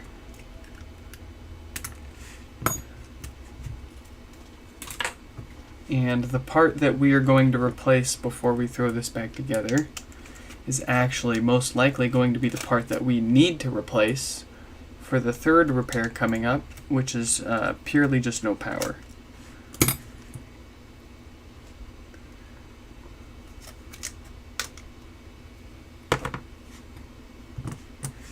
I'm not gonna bother throwing up the macro cam up for this unless anybody really wants it. But I just want to get this diode replaced really quick so we can move on to the third one.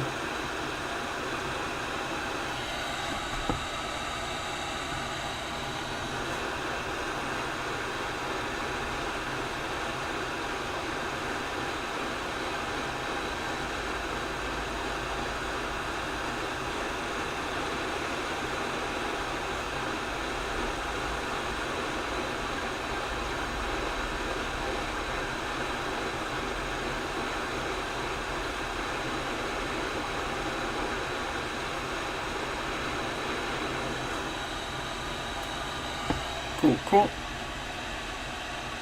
Old one off. Grab a new one.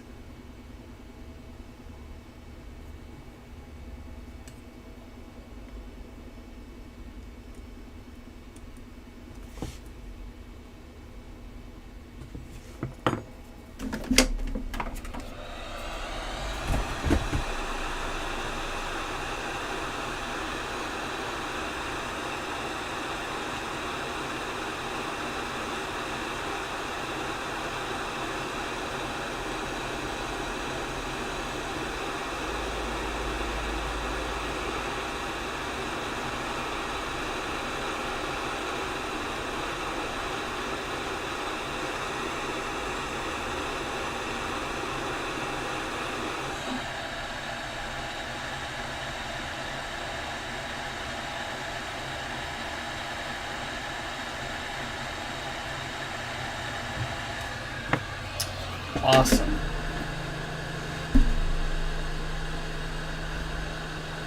Let's clean that up, of course, really quick. Just wipe off any of that excess flux on there.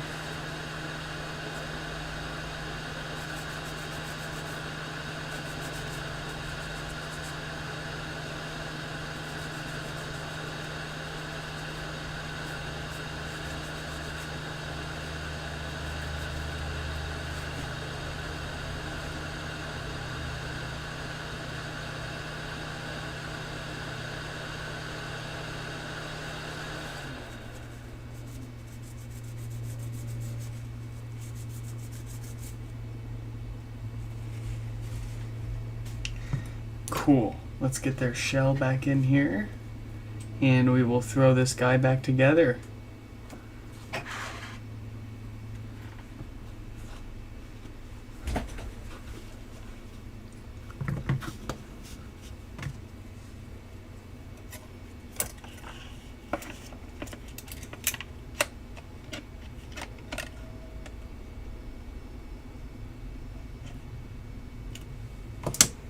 We've got 14 screws for the amp to put in here, so let's go ahead.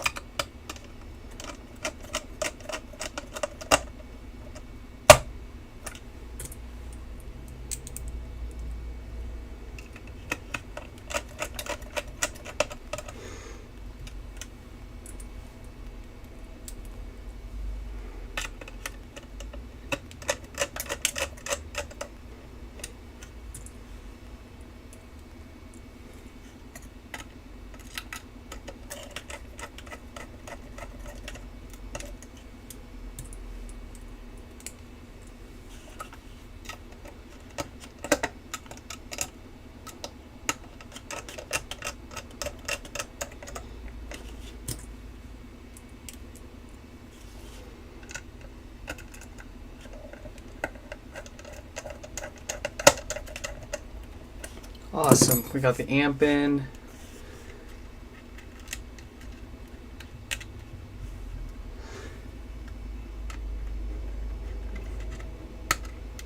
Got the cable for the logic board in.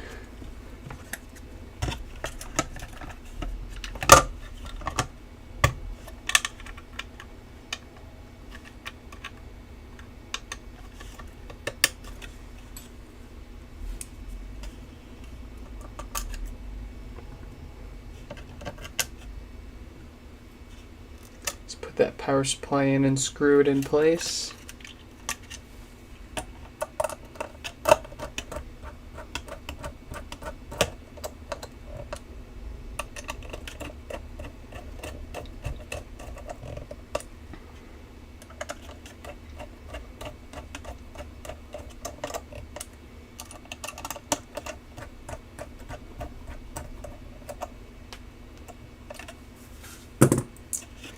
Cool.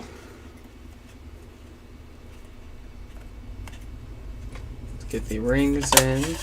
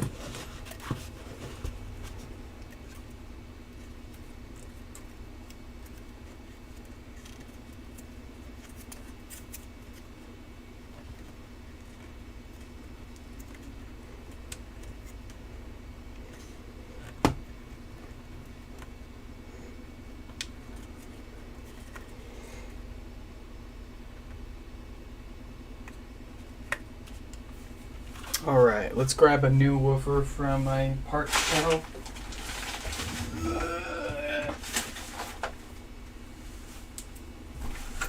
We've got a new used woofer here.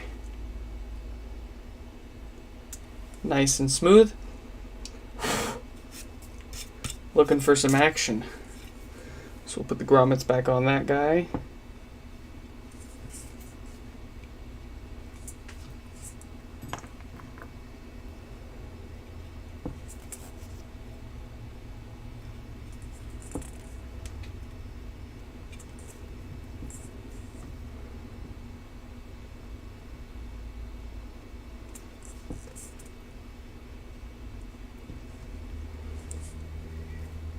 And let's plug this in.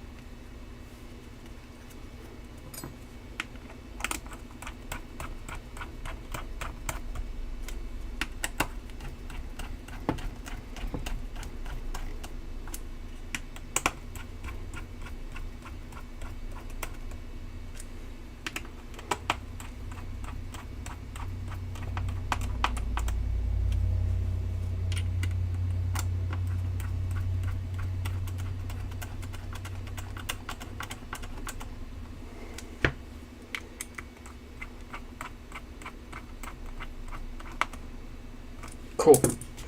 Subwoofer is secure. Let's get the basket in place.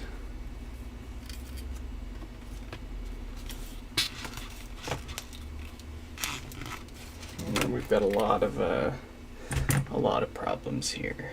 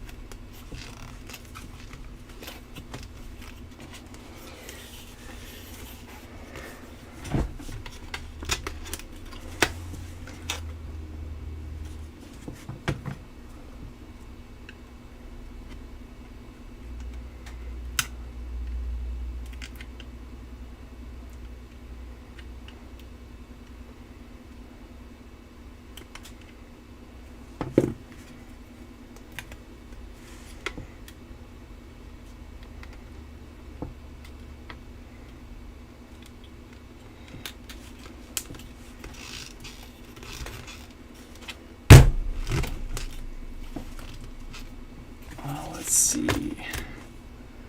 Yeah, that crap is still interfering.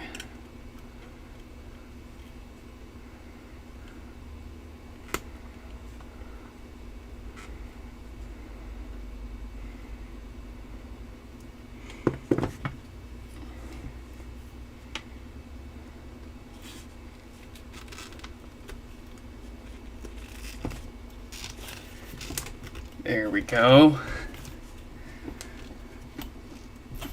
That's more like it.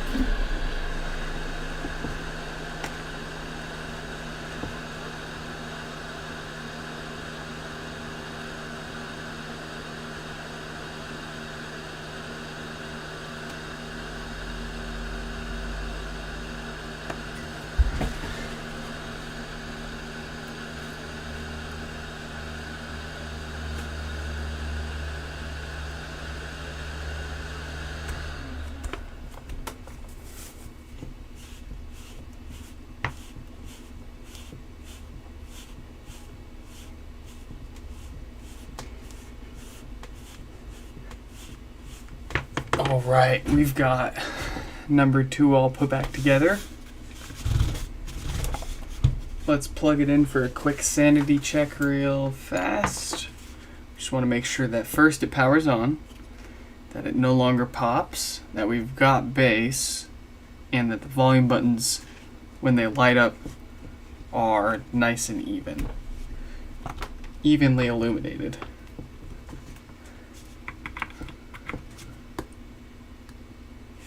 Let's plug it into the wall, of course. There we go. It's powering on.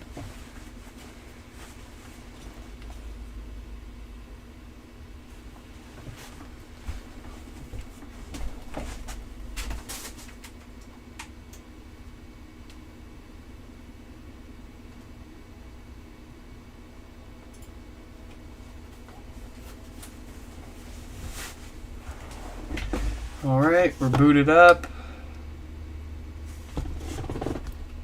I'm having trouble connecting to the internet. We've got For bass. more info, I'm having trouble. And our volume buttons are lit up nice and evenly. So, pending a sound test after the stream, I'm going to call this one also fixed. Let's set that to the side. And let's break out repair number 3. which comes from Matt.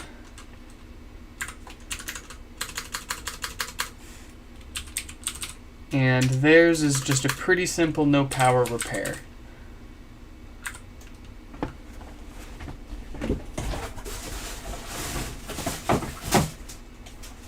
So I'm gonna set this down here really quick, and I need to step away again real fast for another bathroom break. I'll be right back.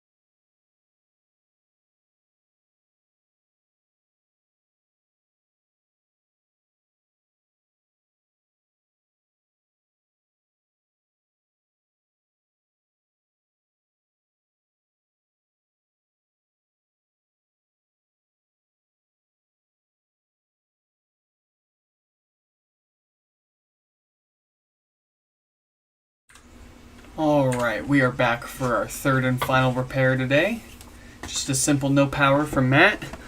Let's plug this into the wall really quick and just make sure that we've indeed got no power here.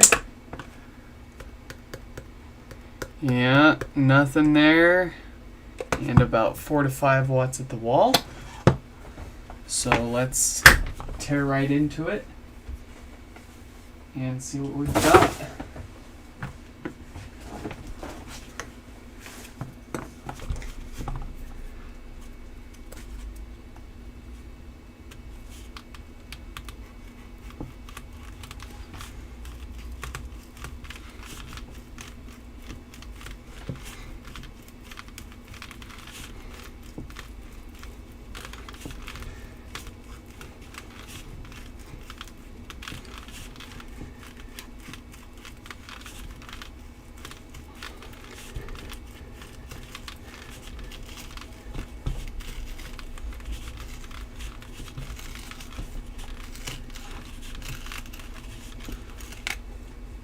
Cool, got that top off.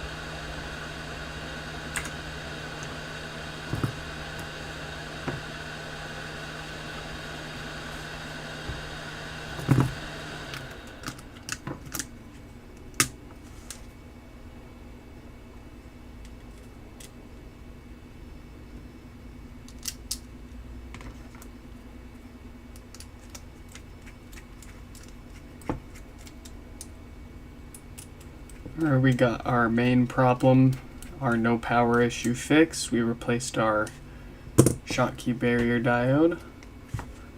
Let's throw this together on the bench just to check for any DC offset before we throw this back together all the way.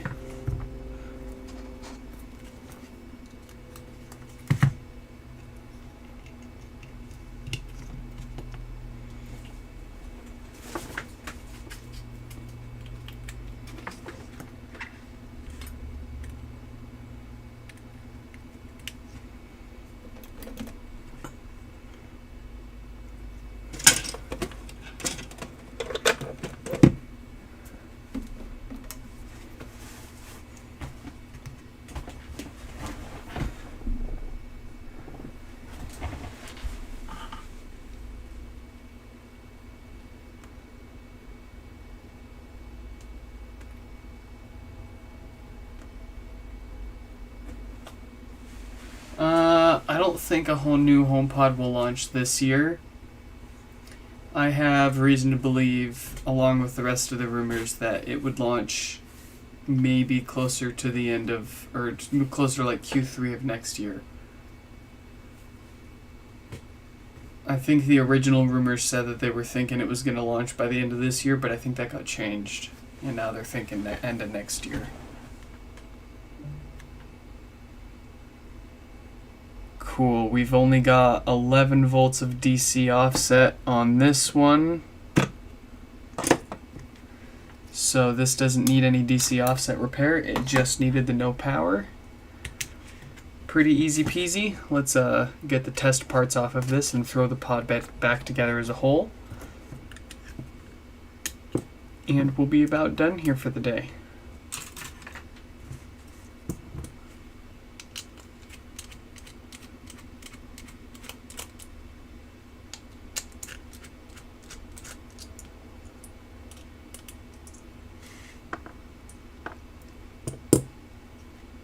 Actually, let me think about that for a second. It might make a lot of sense for Apple to announce a new HomePod at the end of this year, because wouldn't that be around the time when iOS 16 is officially released? And they're pushing some pretty big updates to like HomeKit and Material, I think is what, or not Material, Matter, that's what it's called. Their new smart home stuff. But there's this whole new push for their new smart home stuff. So I guess I'm kind of 50-50 split. I'm not actually too sure what I would guess. Maybe they will actually put a new one at the end of this year.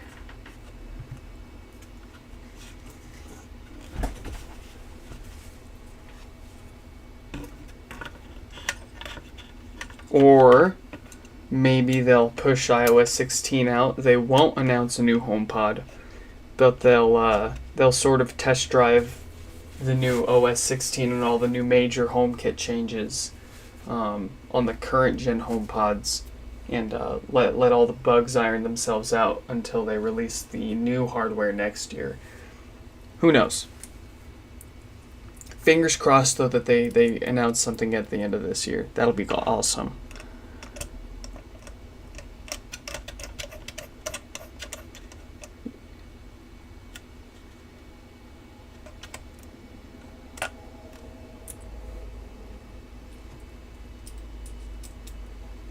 Oh, I would have a cow if they reused, if any components were compatible between the two units, the old and the new. I would have a complete cow. I would be so happy.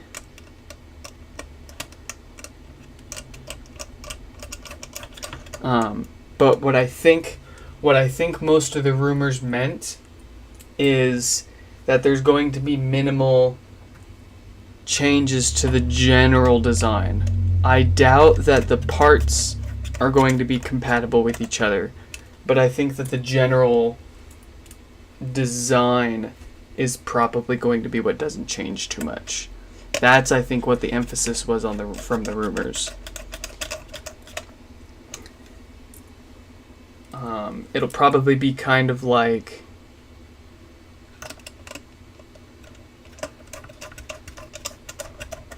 the comparing an older and a newer generation MacBook Pro, I guess. Where rumors say that it's going to a new MacBook Pro may largely have a similar design, but upgraded internals. I think that'll be the same case with HomePods. A lot of MacBook parts aren't interchangeable with each other between generations, but I can dream. We can hope.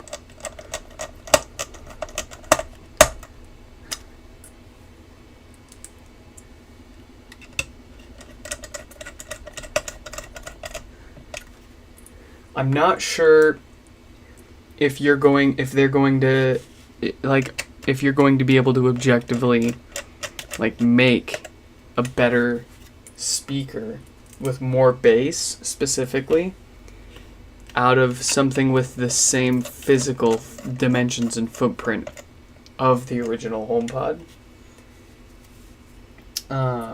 Because a lot of the, a large bit of how well the bass is, how good the bass is from these things, or from how good the bass is from your speaker in general, has a lot to do with its enclosure and how much room its enclosure has to reverberate that sound.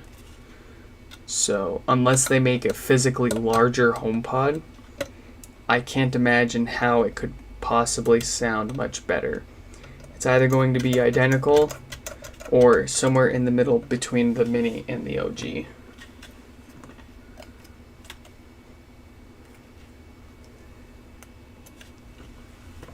I hope they iron out the issues between the hardware and the software. I've been doing all the work for them.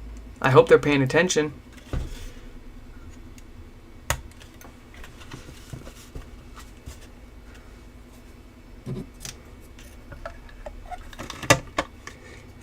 If they don't fix their existing issues and release new HomePods with basically the same problems, oh man, I'll still buy them. I'll buy used and broken ones.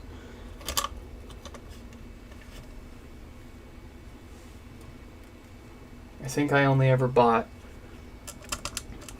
2 HomePod. Well, no, actually, I take that back. I only ever bought 1 HomePod from retail, new. And that was from Best Buy. And that was for myself as a Christmas present. And I did in-store pickup. And when I picked it up in store and I took it home, after a few days, Best Buy told me, hey, you didn't come and pick up your order within, the allotted time. So we're just going to ship you your order.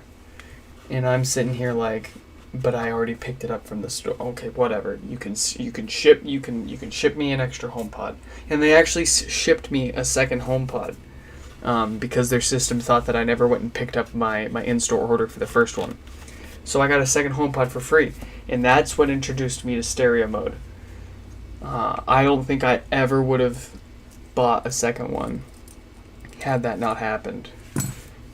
Ever since then, I've just been buying broken and used ones off eBay, pretty much. But that was my first and only purchase from an actual retailer. Yeah, it was a pretty cool freaking Christmas/birthday present.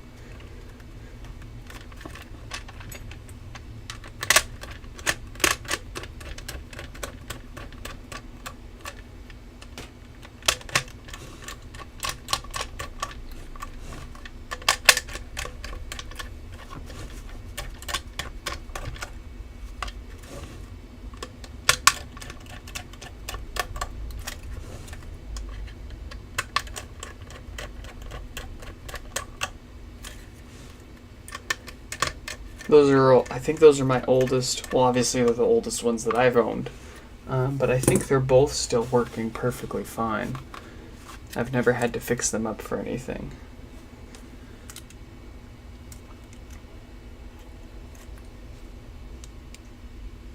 Yeah, it's $700 at launch for two smart speakers. Okay, well, you could say this about a lot of Apple stuff, but like spending X dollars on this piece of Apple hardware is crazy. And then, but then you actually go and you analyze the hardware that you've got here. You've got 7 tweeters, a subwoofer, dedicated amplifiers for each of those speakers, an iPhone 6, and built-in power, all in this one unit. And it actually cost Apple somewhere around $220-ish to manufacture each HomePod. So when they that's a hell of a cut.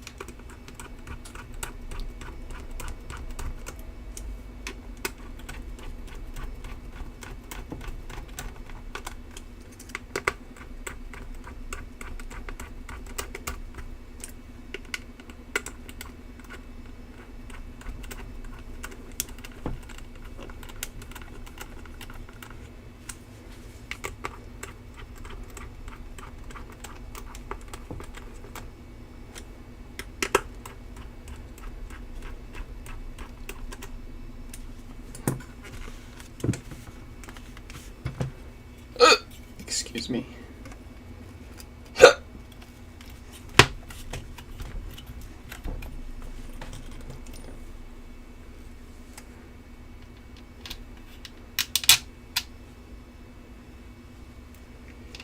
It doesn't matter when they release new ones. I'll buy a new one. I would like to be the guy that buys a new one and takes it apart on YouTube before anybody else.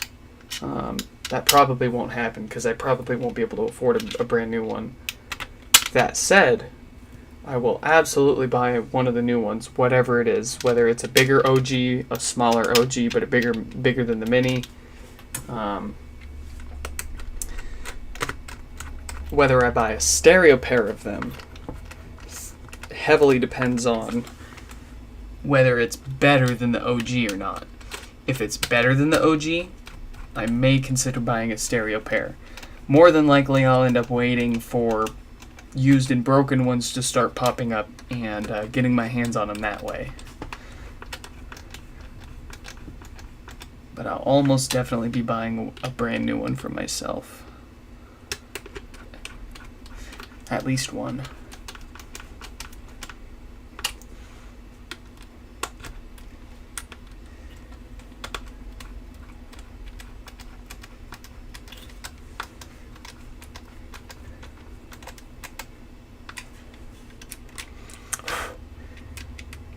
I'll do a comparison video and what have you between like the mini stereo versus a single OG, single mini versus single OG versus whatever different combinations you can come up with. I'll do a video like that compares them all. I certainly also won't be the first person to do that either. You know, there are people who have way more money and connections than I do that can get their hands on this stuff before I'll be able to. But I'll try.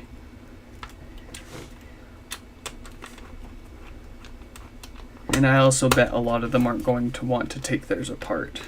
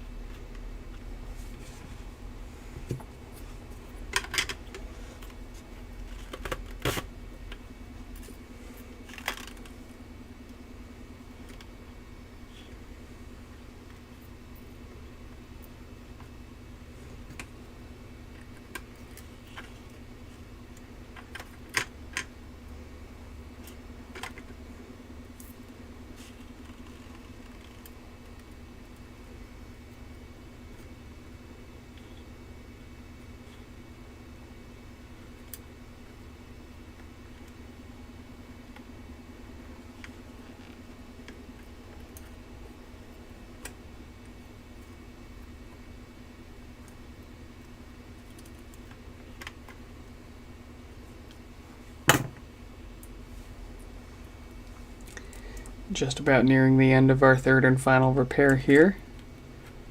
We're going to get these screws for the frame put in very loose so we can tighten this mesh up around it.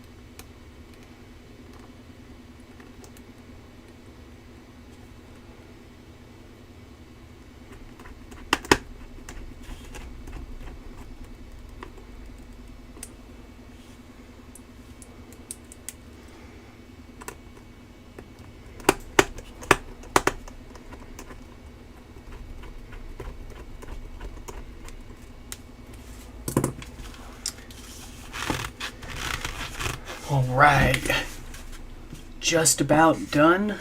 Let's get the top put back on and we'll just sanity check that everything's all good to go.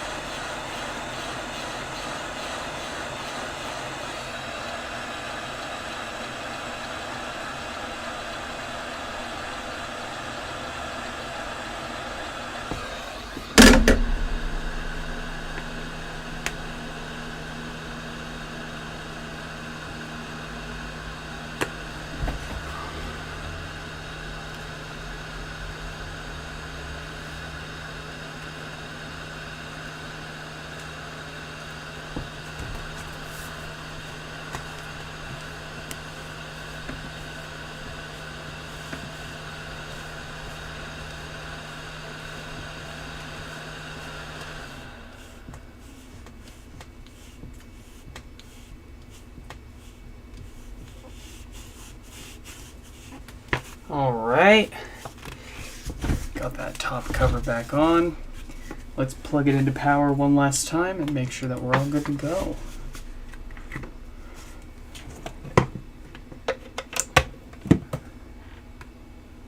We're booting up.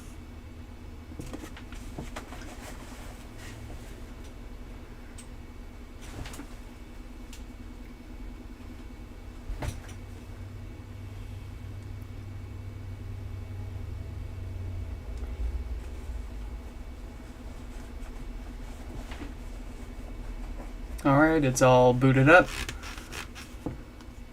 I'm having trouble connecting to the internet. Alright, it's booting up. We've got bass. I'm having trouble. Volume buttons are lined up and evenly illuminated. So we're all fixed up. We got 3 out of 3 HomePods fixed up today.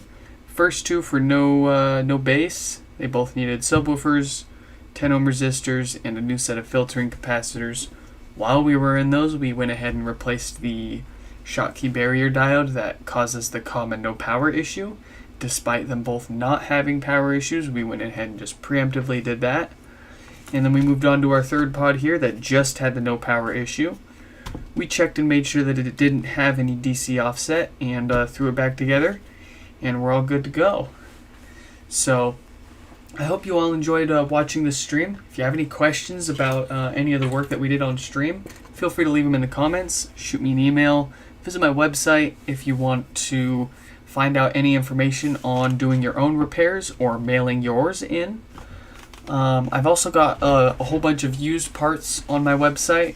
I'm always adding more, and I'm trying to figure out a way to most effectively resell ones that I fix up.